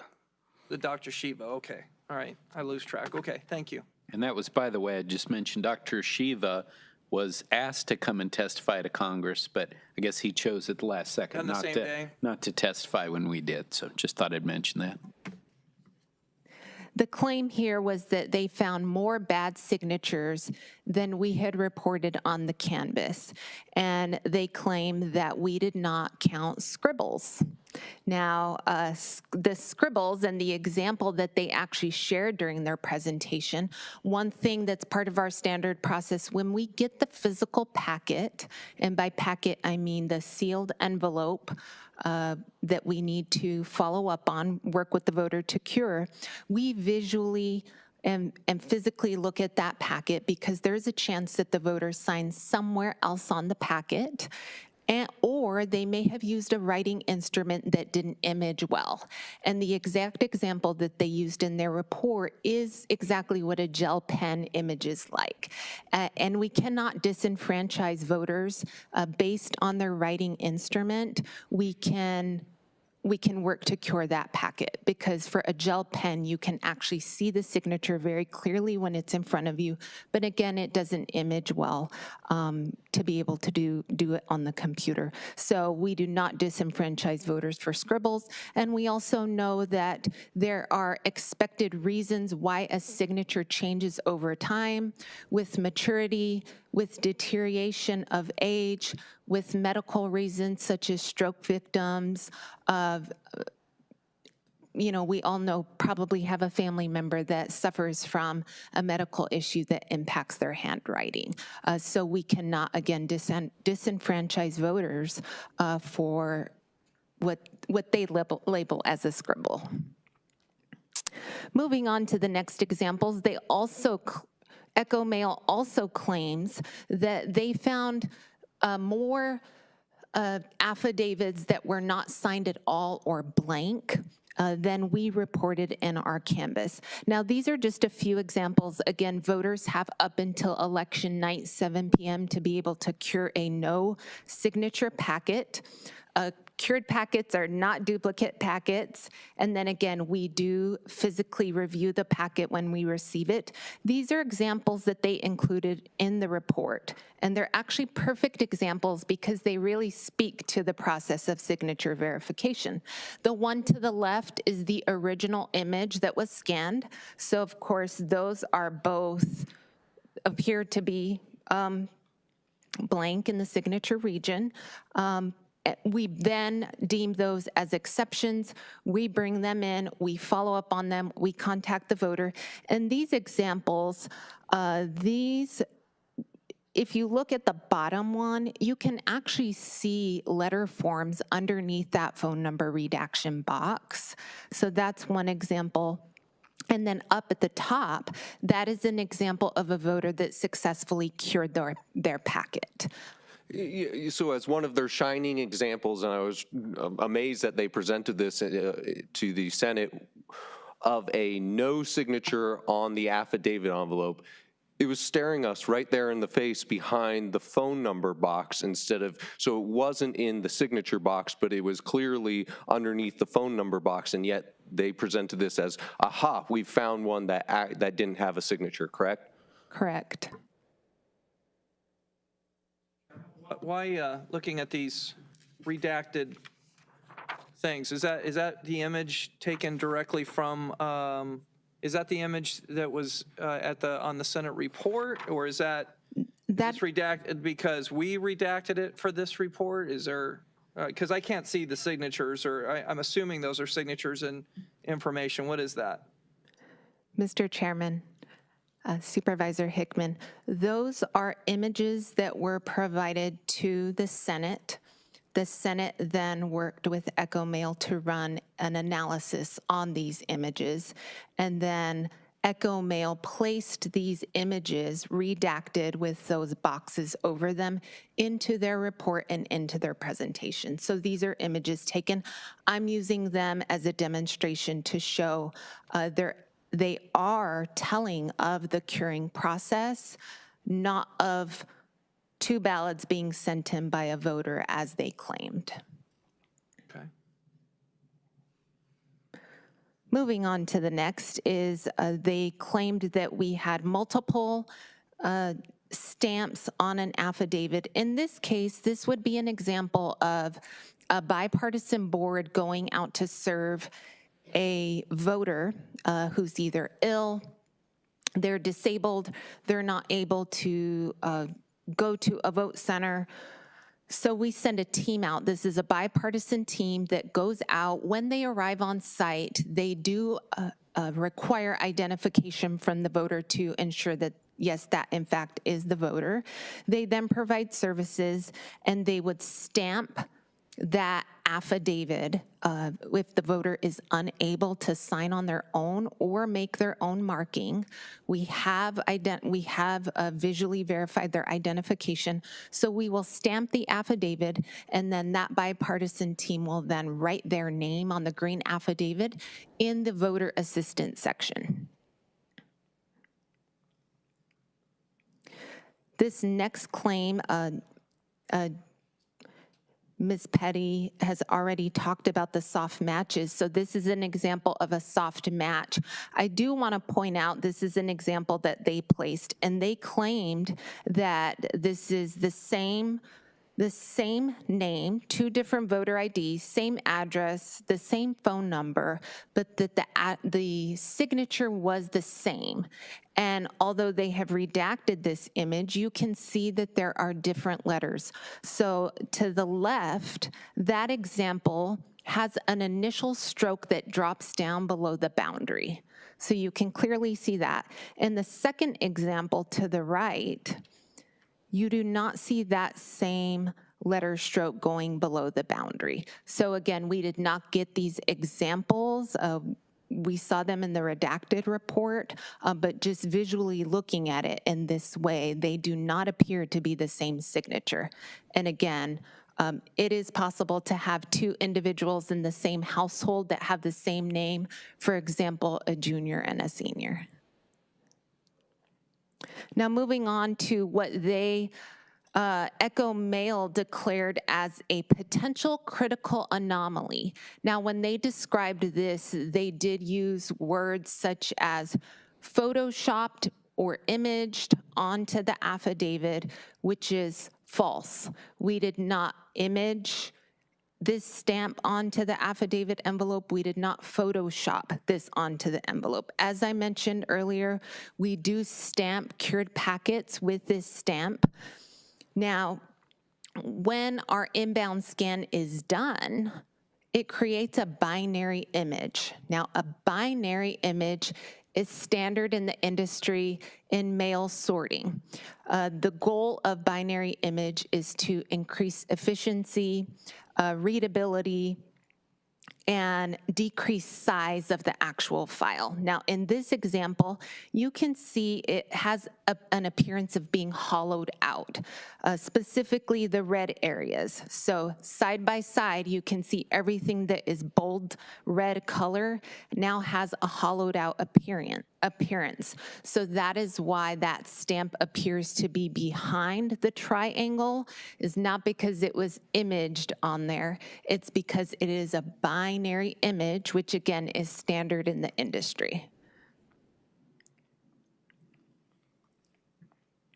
Now I'll quickly move through the next few slides, and that the next slides are specific to the claims by Cyber Ninja. Most of these claims are misunderstanding of our election reports, and then another claim on our use of our site books, which are the check-in systems at the vote centers. So first I'll go over the site books. The claim was that we were operating out of, we didn't have statutory authority to issue a standard ballot to a voter. If they were to go to a vote center, that we should be issuing a provisional ballot instead of a standard ballot if they had already received a mail ballot. Now, I want to say that we have an award-winning system, a site book that is developed by our internal IT team, which is very talented individuals who have created this system. Now, what the system does is it has a secure connection to our voter registration system, and when a voter checks in at the vote center on the site book, the system is able to identify, is this an eligible voter, and then have they already cast that mail ballot? If they have not cast the mail ballot can then be voided, and a ballot can be issued while they are at the vote center. So at no time are there 2 live ballots for that voter. There is 1 ballot if the system comes back and indicates that the voter is eligible to vote that standard ballot. So in the report, Cyber Ninjas indicated that they did not find any instances where voters voted that should not have voted a standard ballot. They just wanted to point out that we did not have permission to be using this technology, which is, we have been using it under 3 county recorder administrators, and it was approved under Secretary Reagan. Moving on to our election files. Now, I have this grid simply just to demonstrate that all of these reports, these 4 reports that were misunderstood and used to come to false conclusions, these are not intended to be used together. Now, the first 2, which are the EV32 request, this report tells us ballots that have been requested, specifically early ballots that have been requested. This is written in law that we are required to provide the political parties these reports, and really they use these reports to further get out the vote efforts, which Director Jarrett previously discussed. Now, important timeline for this report is that this report is run and captured all requests up to the 11th day before the election. That date is written in law as well. For the general election, we provided that report October 1st through the 23rd. Now, there were many attempts to use that report with the EV33 report, which you can clearly see those are different dates, different data. They are not meant to reconcile. This EV33 return report tells us how many have been returned back to us, and it reflects the curing efforts. So I want to go back to what I mentioned about curing, and that you would have multiple images of an affidavit, the original and the cured. And so all of those will be accounted for in this report. It is not a list of counted ballots, and it is different timelines. So we produce that report up until 1 day before the election. The VM55 voted report, now that is the final accounting of the election and voters that participated in the election. It is broken down by early voting, and election day. And then last is our VM34 monthly voter roll file. That does contain all the active and inactive voters. Now, I will just summarize the next few slides by saying many conclusions were drawn by trying to combine all of these different reports. Again, they are different variables, they provide different information, and there was an attempt to use them all together to come to these conclusions. But this wasn't the first attempt, correct? Correct. So rolling the tape back to July, the Cyber Ninjas in their first presentation to Warren Peterson and Senator Peterson and Senator Fan alleged 74,000 phantom voters. In all of about 15 minutes, journalists Jeremy Duda of The Mirror and Garrett Archer of ABC 15 looked at this, said they'd been misusing these voter files, and said, this is what you've done wrong. The Cyber Ninjas said, oops. Unfortunately, President Trump repeated that claim when he was here in Phoenix. Senate liaison Ken Bennett said that was, quote, frustrating. And yet, despite that, despite such an obvious error that would be readily apparent to any election official, people continued to think that their later report would have any measure of credence, and they continued to make the exact same errors that they made in July, correct? Correct.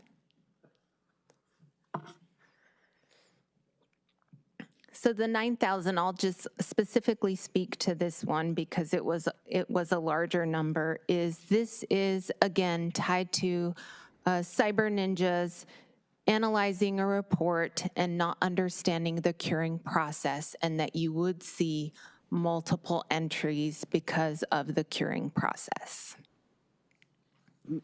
Mr. Chairman, can I interject briefly? Please. So the Cyber Ninjas issued a response because we had put out a Just the Facts report that explained this, and they said that they went through and analyzed the images from Dr. Shiva, and they couldn't find that same number, the 9,000. So we went through and looked at the exact images that we had provided to Echo Mail, and then identified a one-for-one match on all of those. So we were able to match up why there was a curing.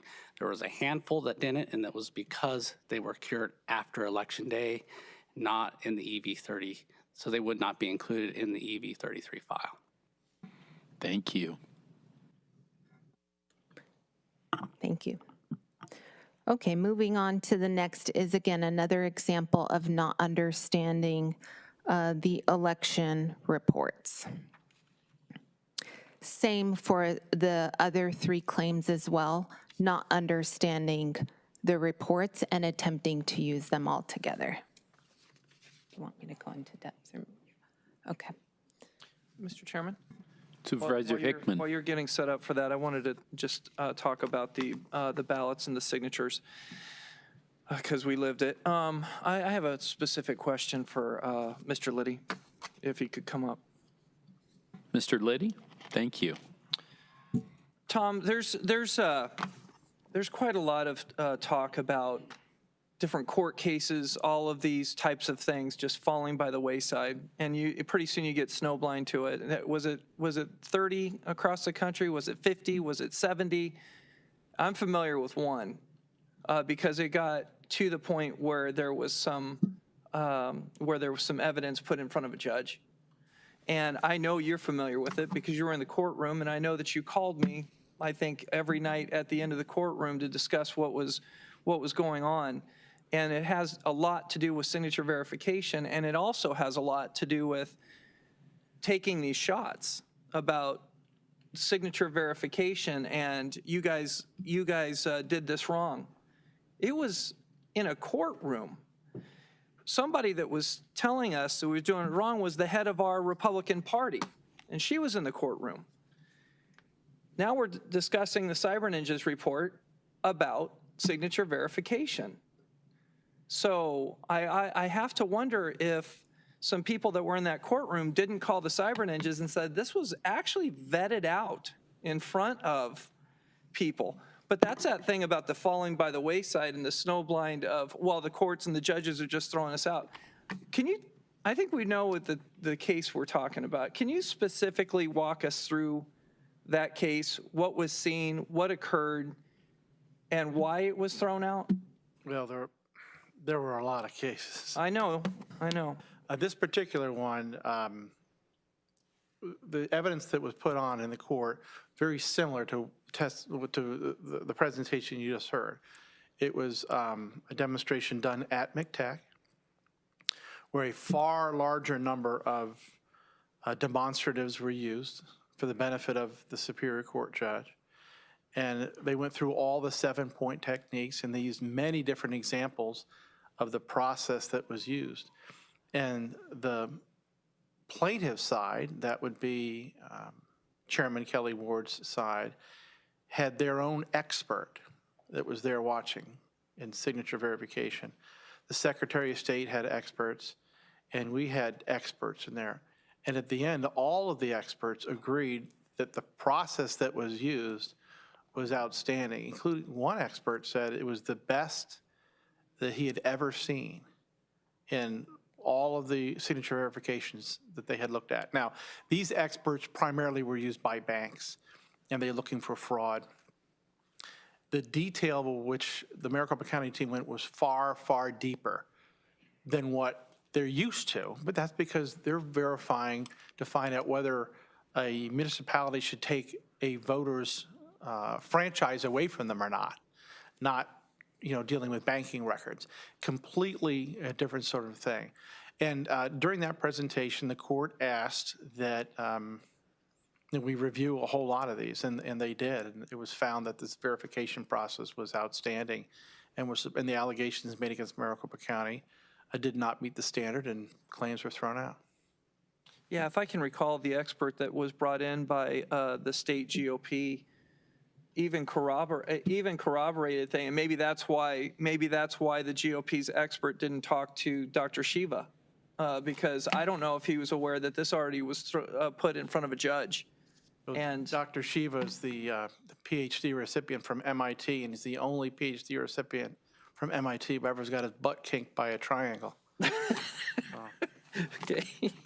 Clint, Yeah. you bring up a good point, and I think it needs to be restated that this was not the first external assessment of the signature review process in the 2020 election.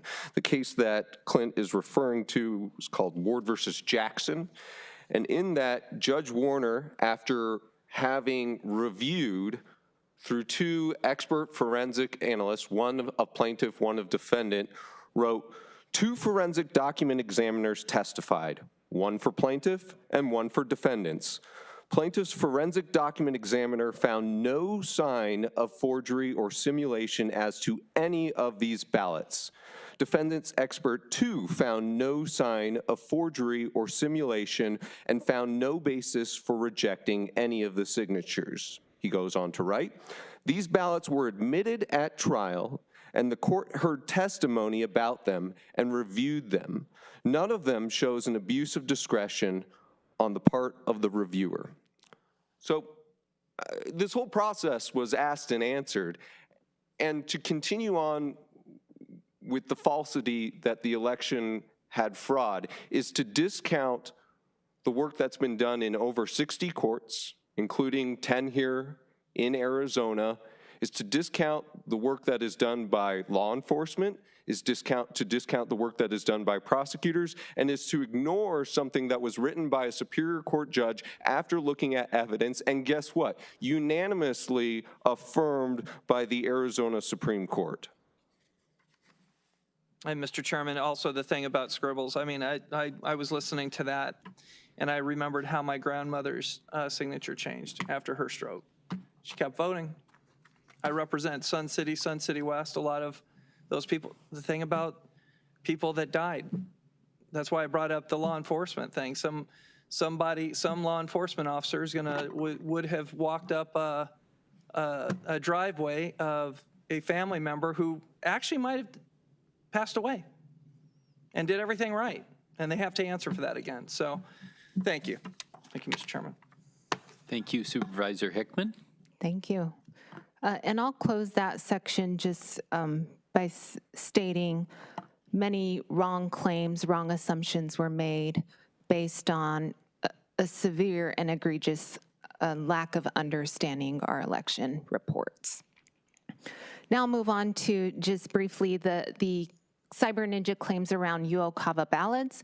Now, as Ms. Petty previously mentioned, UOCAVA voters have rights that are specific to them based on federal law.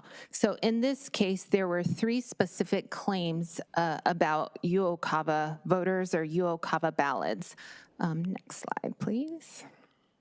Okay, number 1 is a claim that we submitted wrong information that was not the full number of ballots that we received from UOCAVA voters, which, to put it simply, is just incorrect. We don't know where Cyber Ninjas found their data source, where they got the misinformation, but we verified that we did submit the correct information, and it is listed here on the screen. Mr. Chairman, I also wanted to point out that when they were reporting that, they looked up a report, it's the Eves report, where all jurisdictions report this figure, and they were referencing the wrong section of the Eves report. If they would have scrolled down and looked at the right section, they would have found the right number. Thank you, Mr. Jarrett. And the last 2 claims I'll be addressing are also specific to UOCAVA. The first one, that is an image that they put into their file. We have blurred it out to comply with the law. It is illegal to post images of ballots, so we have blurred it out in this presentation. But in this example, the claim was that we double counted UOCAVA ballots. Not correct. These UOCAVA voters, they're located all over the world. They can submit their voted ballot and sign affidavit back to us through a secure portal upload, through mail, and through fax. And of course, if there are 2 individuals in a family who live in the same household and they are going to fax the ballots, they would be using the same machine. So in that case, these are not one ballot counted twice. These are just examples of fax ballots. Next, moving on to the last claim. This one is pretty straightforward in that the claim is we did not properly identify UOCAVA ballots in the boxes that we submitted to, that we transferred custody to the Senate. We did not have any statutory obligation to manifest those boxes, but we have adopted a new labeling system. CQI, always looking to improve, so we adopted that for the last election, and that our labels have more information on them, the labels that are affixed to the boxes of ballots. And so with that, I close my presentation. Are there any questions? Questions from my colleagues? Clint's looking at me expectantly. Okay, I'll point out one more thing just for clarification. So uniform and overseas are the only people we treat differently in the election space, and they're allowed to transmit their ballots through a non-normal process, correct? Correct. And one of those processes is faxing it. Correct. And so Echo Mail made the inaccurate assumption that because they got 2 ballots from the same fax machine, that therefore that person must have voted twice, right? It was Cyber Ninjas that made that claim, and correct. But what had really happened was just 2 family members who used the same fax machine sent back 2 valid votes for 2 valid registered voters, correct? Correct. And then I just want to point out one other thing just to demonstrate the type of thing that we were dealing with throughout this whole process and the level of professionalism of some of the subcontractors that were enlisted by the Cyber Ninjas. Bill, I'm going to count for you to cut me off at some point in this if I go too far afield. I will. All right, thank you. But shortly following the September presentation at which Echo Mail presented and made these inaccurate allegations, 2 journalists, one specifically Jeremy Duda, took to the internet and wrote an article that rebutted everything that Echo Mail had stated. Echo Mail then deemed it fit to write a response report, which for some reason the Senate has not posted to its audit website. And in that report on page 10, he says, October 1, 2021, Maricopa County election officials effectively use a proxy at an unknown blog, Arizona Mirror, to unleash a racist smear campaign. The inability of Maricopa County election officials and their loyal scribe to keep in line a dark-skinned East Indian American is the real source of this real racism. Their racist attack aimed to shame me back into the segregationist box of behavior that they deem acceptable for a person of my background. I'll go on. To those who unleashed this racism against me, they expected me to be the, quote, good Indian. Sorry, homie, don't play that game, never will. Needless to say, we find this offensive. Needless to say, this did not factor into any of our accounts. And needless to say, this is the type of outlandish statements, untethered to reality, that this office has been subjected to throughout this entire process, and we categorically denounce everything that was in that response report. Thank you, Mr. Richer. Any other questions from Ms. Nabor? I'll ask a Supervisor Hickman. I'll ask a question. I'm not a lawyer. I don't even play one on TV, Tom, and all of you LSAT guys that are sitting up here. Sorry, Jack, you and I are out to lunch. I want to throw up this the UOCAVA ballot slide again, if you guys can hear me. Okay. Was this part of a presentation made at the state legislature, this slide, or is it just for us? No, this image was included in their presentation. I want to read this because I don't think any of you guys can read it. Note, to comply with the Arizona Constitution's guarantee of secrecy of the ballot, as well as ARS, jeez, 1610, well, the statute's there. Yeah, go ahead. For the record. ARS 16-10184, which prohibits showing voted ballots in a way that reveals the contents.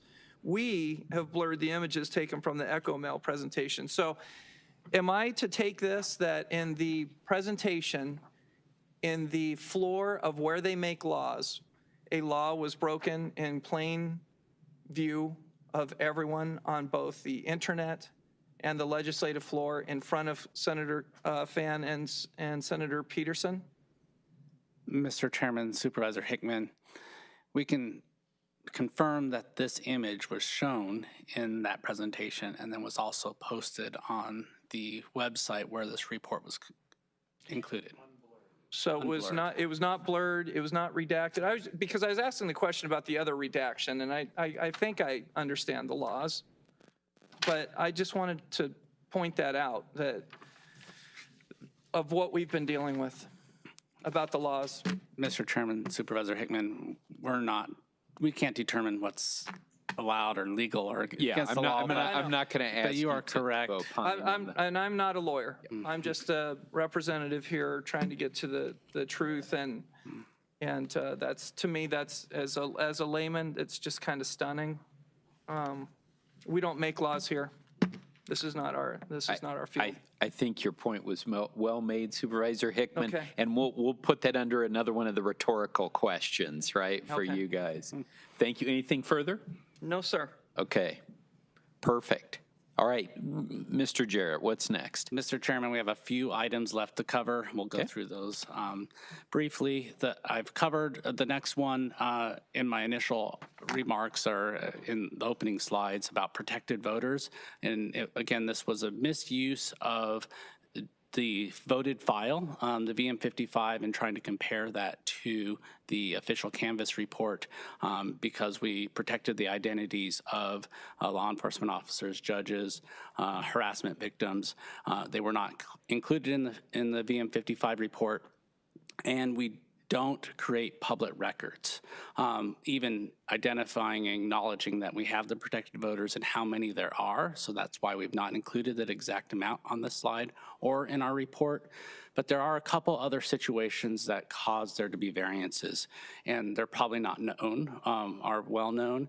And it can happen, such an item as a fled voter. And that is when a voter shows up to a voting location and they check in, we print them their ballot, and for some reason they decide not to vote that ballot, and then they don't stick around and work with the poll workers to back out that check-in from the check-in station. While this is very, very rare, and it only happened 17 times in the November 2020 general election, it does happen, and they didn't stay, so we could pull that voter out of that system. They'd get credit for voting, and so they'd show up in the voted file, but there wouldn't be a ballot included in the canvas. And there's also a situation where voters do return their affidavit envelope to us. It's signed, and during the November 2020 general election, they were given credit. However, the affidavit envelope would be empty, and there wouldn't be a ballot that corresponds with that affidavit envelope that ultimately gets counted. Now, since the November 2020 general election, we've implemented a process, continuous improvement, to identify those voters that returned an empty affidavit envelope and then remove them from getting credit. So in future elections, they won't show up in the voted file. The next item we'll cover is related to damaged and duplicated ballots. So when we go through the duplication process, it's to ensure that we're counting votes for every voter, right? So there are instances where voters will return a ballot that's damaged, it's torn. There's coffee spills. There's other items on it that will prevent it from being able to be tabulated. We've also discussed the UOCAVA voters. So those are military and overseas voters. They return their ballots to us through, we saw an image of one that came through a fax. They also use secure portals. We have to print those onto standard paper. That paper cannot be then read by our tabulation equipment, so we have to go through a duplication process. So the Cyber Ninjas make 5 different claims related to damaged and duplicated ballots. We found that every single one of those was inaccurate. Their first claim was that they just found fewer original ballots than what we duplicated. And we can't say why that happened. We do know that there were instances reported by the Secretary of State's office and their observers of them dumping over boxes of the damaged ballots. So that could be a case. We already know that their hand count process wasn't entirely accurate, so that could be an instance. But what we do know is we have a record from our duplication system of every ballot that we duplicated, and that totals 27,876 duplicated ballots. We have the date and time that those ballots were duplicated. We have the duplication board that worked on those ballots, and we have a record, and it shows the ballot style. So in Maricopa County, we have 10,000 different ballot styles. That matches the original ballot style, and they're all tied together through a matching serial number. So then they go through and make additional claims that we didn't use serial numbers, or that they were not legible, or we duplicated serial numbers. And we find those false as well. We have a record of every serial number that we placed on a ballot. So when we go through and we duplicate a damaged ballot, we can scan that in using one of our scanners into our system, what we call the Novus system. It will spray on a marrying number in the right-hand column of that ballot. And then our Novus system then assigns a duplication serial number on the top of the new ballot that will be duplicated, printed, and ultimately tabulated. So there's a way to tie both of those back to each other always. Now, there was a court case reference, Ward versus Jackson, where our duplication process was scrutinized. And during that process, we had, well, prior to that, we had all of our duplicated ballots orderly and organized. And then we had to allow the plaintiffs and the defendants to come in and perform a random sample of all of our 27,000 ballots. They went through and we laid them all out in trays. And then they randomly selected ballots from the center of those trays, the top of those trays, the bottom of those trays for court for those ballots to be reviewed. Well, after that court case, we did not go back and put those ballots in the order that they were originally in. So that could be one of the complicating factors that caused the cyber ninjas not to be able to identify the original duplicated ballots. Another factor is that we identified during that court case is, since when we're spraying on that marrying number and it's in the right-hand column of the ballot, sometimes it will go through the timing marks. Well, we were using black ink, and those timing marks are in black ink. So then that made it very difficult in some instances to be able to read that marrying number. So that could have been another contributing factor. However, we identified that in November of 2020, or in December when we went to court for that court hearing. And then in the March 2020 election, we implemented a continuous improvement process where when we are spraying on now that marrying number on those original ballots, we make sure that it's legible. And if it's not, and there can be instances when it's not still, then we put a label over it. It's a white label. So when it gets rescanned through that system, then that marrying number is very legible. And then we've also updated our labeling process for the boxes themselves. So the original ballots are clearly labeled and separated, and the duplicated ballots that were running through the tabulation system, we're keeping them separate from the other ballots that get tabulated so they can be easily tracked and identified, married together. But that's one of the other incorrect conclusions that they make. They've said that we've commingled original ballots with duplicated ballots. And then this is their misunderstanding of what a original duplicated ballot is versus a original ballot that doesn't need to be duplicated. So they've identified a original ballot that didn't need to be duplicated. They didn't go through a duplication process. It's just immediately tabulated. There's no law preventing us from combining those ballots that went through the tabulation system with a ballot that ultimately gets duplicated with the marrying number. Those were combined in 2020, and there's no law that prevents that. However, moving forward, we have identified a way to separate those so it would be easier if there are post-election audits like this in the future, or hopefully legitimate post-election audits that are using objective processes and experts. Scott, is the duplication process required by law? Yes. So in layman's term, the duplication process is meant to rehabilitate damaged or stained ballots that can't be read by the tabulator, and then it's transferred onto a new ballot that can be read by the tabulator. Is that correct? That's correct. And you're suggesting that this was not the first, that Cyber Ninjas was not the first instance of an external party reviewing Maricopa County's duplication process in the November 2020 election, correct? That's correct. No, indeed it was not. In fact, again, if we go to what the Superior Court ruled and wrote, it said, quote, the duplication process for the presidential election was 99.45% accurate. And there is no evidence that the inaccuracies were intentional or part of a fraudulent scheme. They were mistakes. And given both the small number of duplicate ballots and the low error rate, the evidence does not show any impact on the outcome. So there were a tiny, de minimis amount of mistakes because this process involves humans transferring things. But to persist in suggesting that the duplication process was either unlawful or inaccurate is to ignore a direct statement from a Superior Court judge that was then affirmed unanimously by the Arizona Supreme Court. Another rhetorical question. Correct.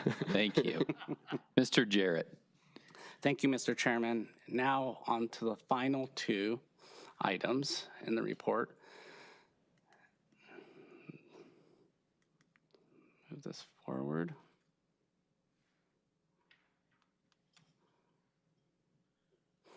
Can you move 2 slides forward? Yep, thank you. So, and if you're keeping track, we've now reviewed 73 claims. All 73 have been inaccurate, misleading, or what we determined false. We're now on the final 2. Those viewing at home don't see the toe board in the back, so. Actually, we need to go back to this slide. Thanks. One more forward. So the final 2 claims relate to ballots. And the Cyber Ninjas made one claim that we did not label as misleading, inaccurate, or false. And this is related to double scanned and counted ballots. So we went through, they identified in their report and stated that there were 50 ballots that were double scanned and counted twice. They also in their report say that they're still doing further analysis to identify if that's possible that there were additional ones. Well, we went through using the cast vote record. And with the cast vote record, you can identify enough unique characteristics, especially in Maricopa County. So in Maricopa County, we have 10,000 different ballot styles. And then when you narrow down just those 10,000 ballot styles, some of those ballots have 60 to 70 different contests, and you can look at the way voters vote. And then the cast vote record also shows us how much of the oval is filled in. We can go through and identify, are there any similarities between those? It almost creates like a unique fingerprint for each ballot. And so we did that analysis to identify if it was possible that there were 50 ballots that were double scanned and double counted.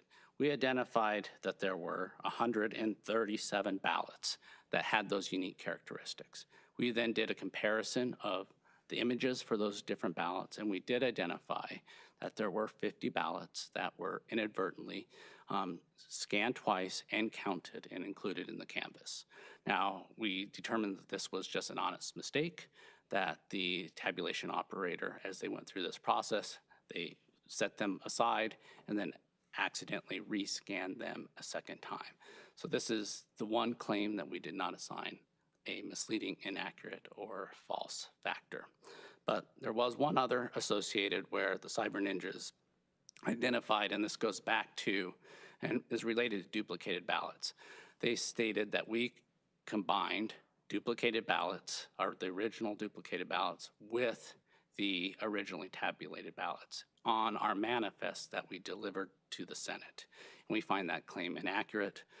We went through and identified that there are absolutely no instances where we commingled original duplicated ballots with the ballots that were tabulated. There were instances where we combined a duplicated ballot that was tabulated with a ballot that didn't need to go through duplication, but was also tabulated. And again, no laws preventing that.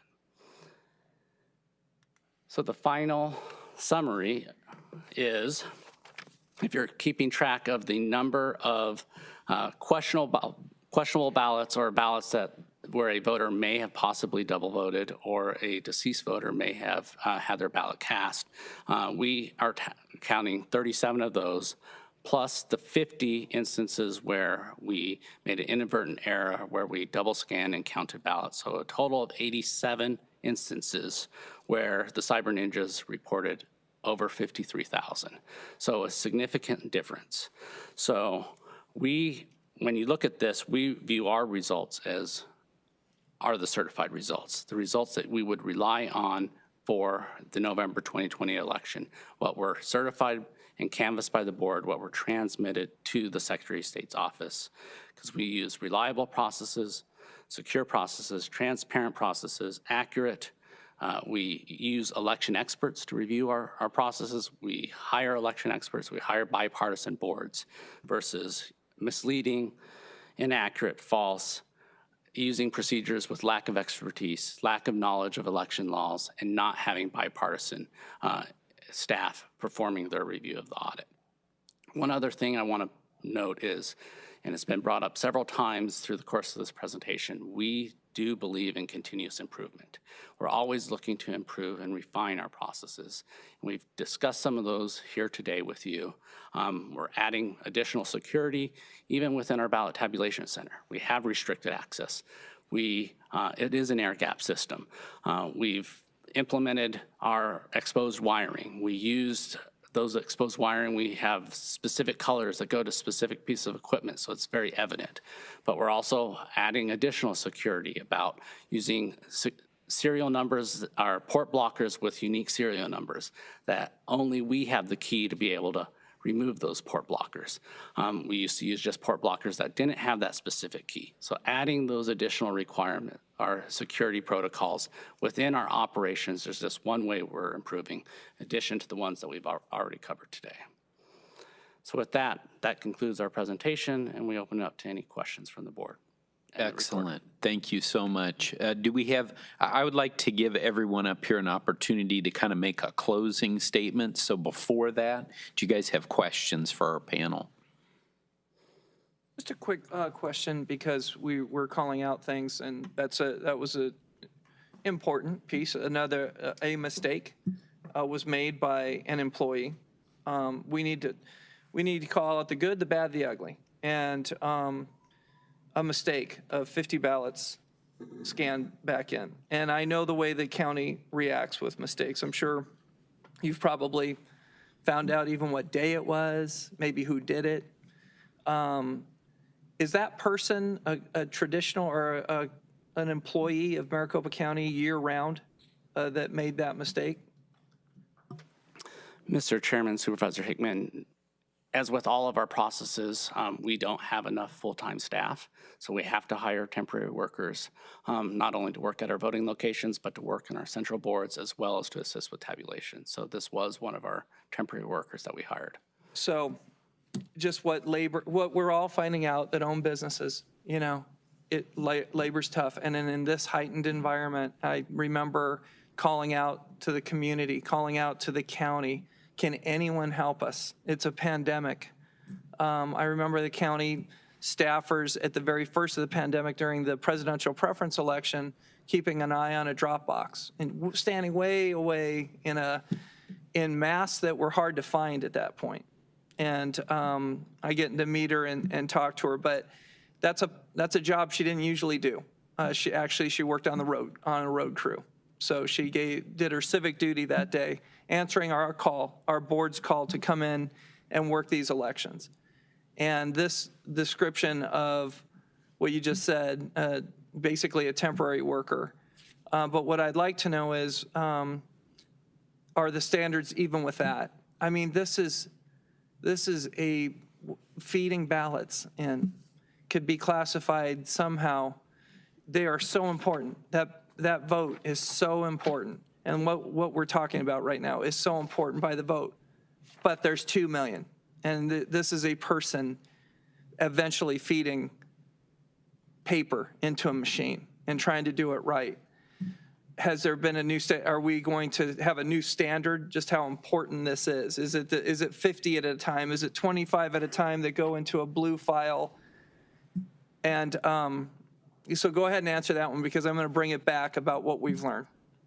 So, Mr. Chairman, Supervisor Hickman, yes, we've added additional logging requirements on our logs. So at the end of every shift, we're performing additional reviews, more than what we were doing before in the November 2020 election, which would identify this issue in the future. Okay, I mean, I'm thinking, I keep putting everything back into what my business is. Our machines run 10 million little white things a day through the machines. And pretty soon, it's not even done by humans anymore. You get snow blind. Now it's done by cameras and automation. What you're talking, a human task that's still important, of 50 thin white things going into a machine and doing it right, because it is by hand, and we take it seriously. I was just reading a book lately, and it talked about what happened in another state, and it caught my attention, because if you guys can recall, Bill and Jack, during my chairman's address, I said, we are going to run 3 great elections. That's the simple thing that I want to pull off. And we did. I mean, we did.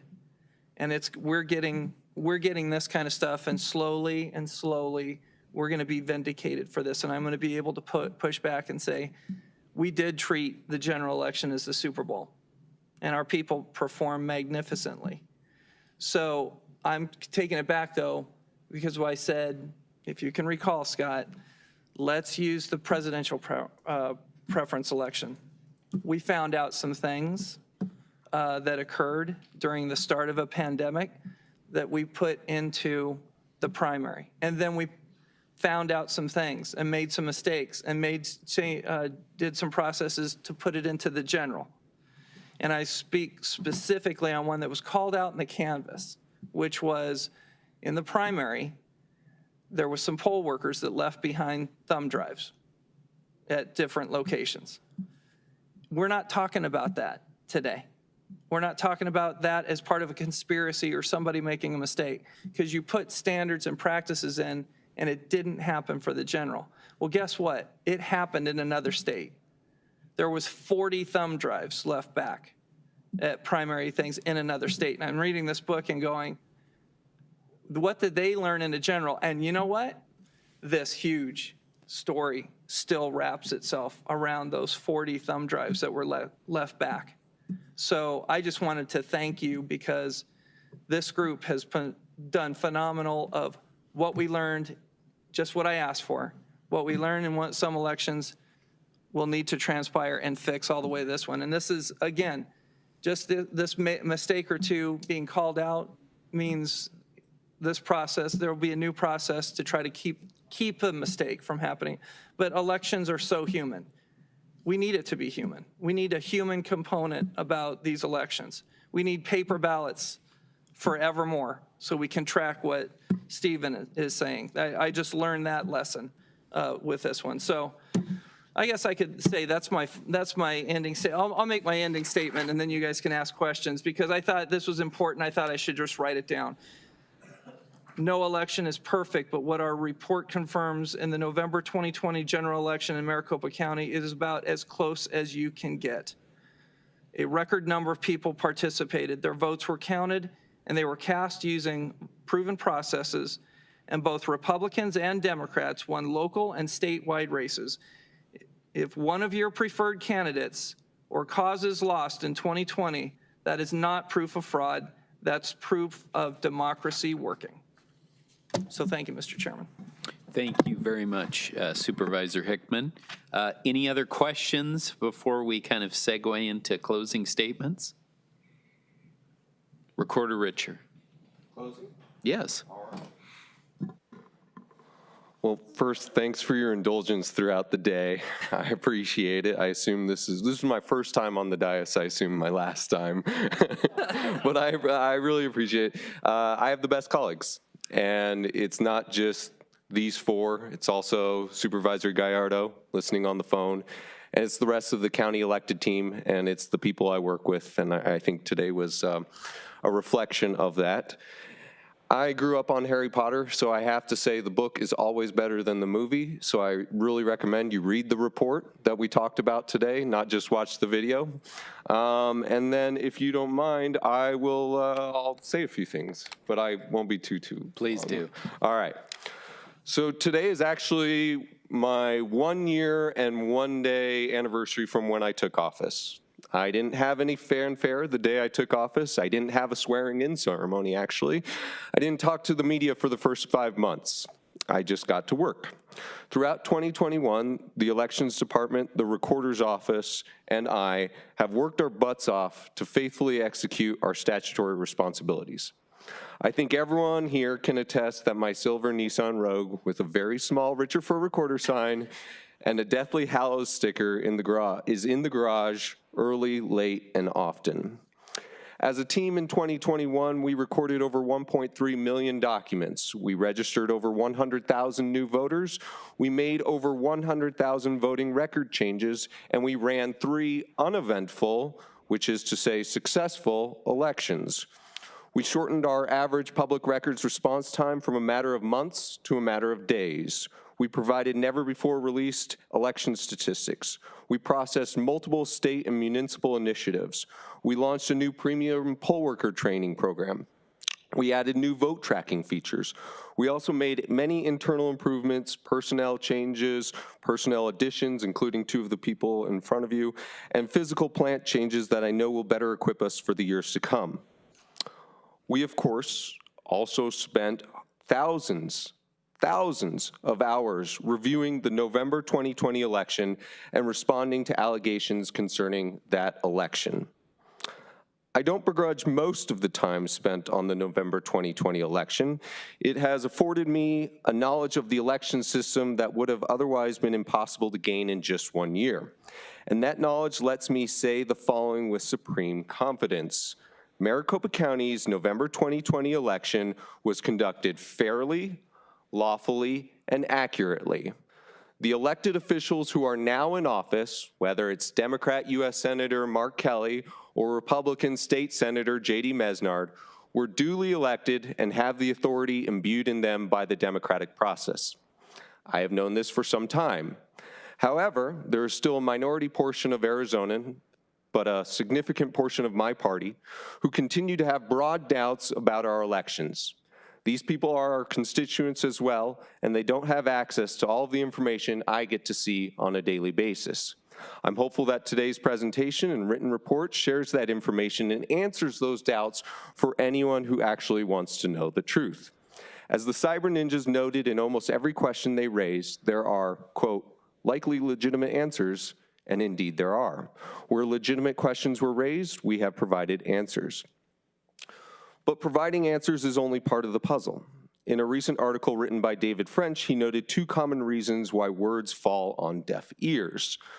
First, the listener perceives you as the wrong speaker. Or second, the listener perceives you as having the wrong priorities. I'm hopeful that I'm neither of these things with respect to the doubting members of my party. I hope I'm the right speaker. I'm a Republican. I wasn't in office in November 2020. I was merely a candidate, one of only 2 Republicans in the entire county to unseat an incumbent Democrat in that election. My actions here today and this year can't reasonably be accused of being the effort of a self-interested cover-up. I've volunteered for over 20 Republican campaigns.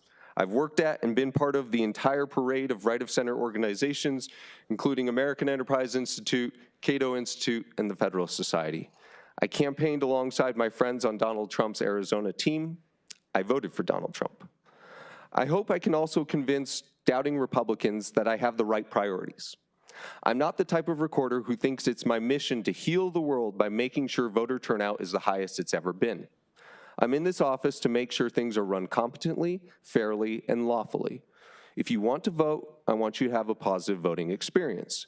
But I also want to make sure that vote is lawful and that if the law is broken, there are consequences. To this end, just yesterday, my office delivered another batch of voting records to the Attorney General for investigation into possible voting fraud by individual actors, nobody within Maricopa County. This was the result of a new process that we initiated and that county staff spent many hours executing. This number is in addition to the many voter files that we have already helped the Attorney General investigate this year. I don't think more election investigations have ever been driven in 1 year than the year we just had under this Attorney General, this Board of Supervisors, and this Recorder. My interest in election integrity has also prompted me to engage with state legislators about possible improvements to our election systems and laws.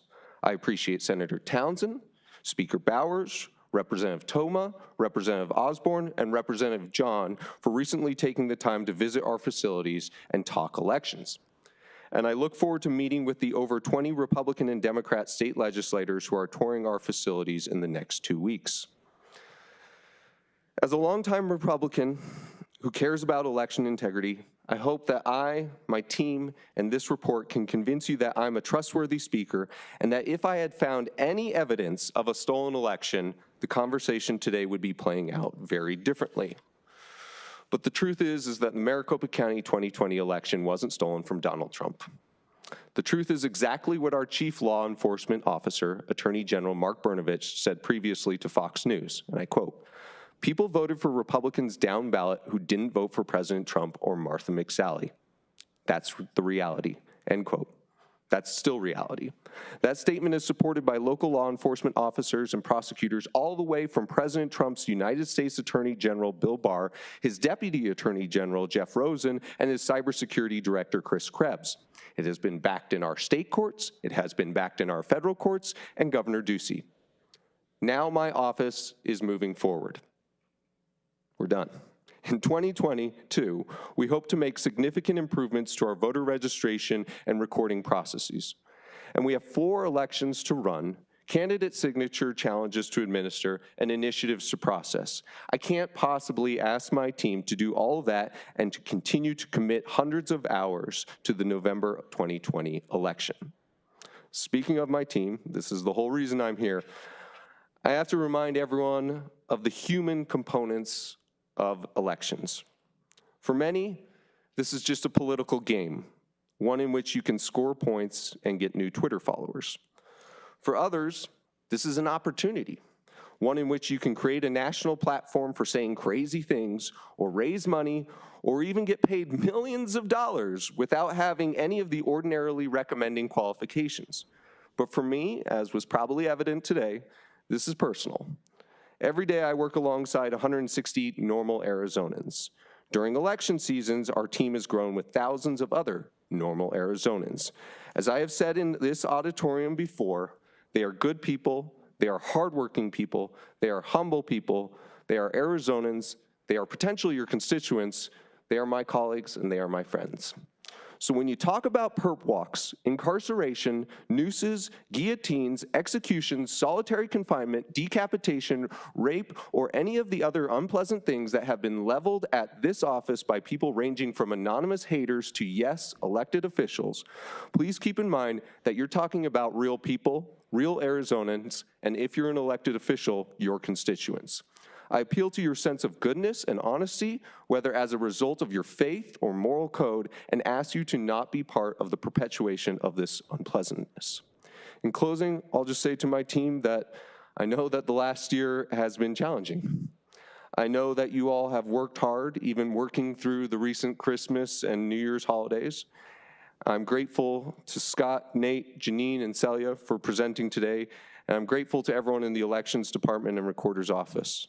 Please keep sticking with me in 2022. I think 2022 is going to be a great year, and I think we're going to do great things for Maricopa County.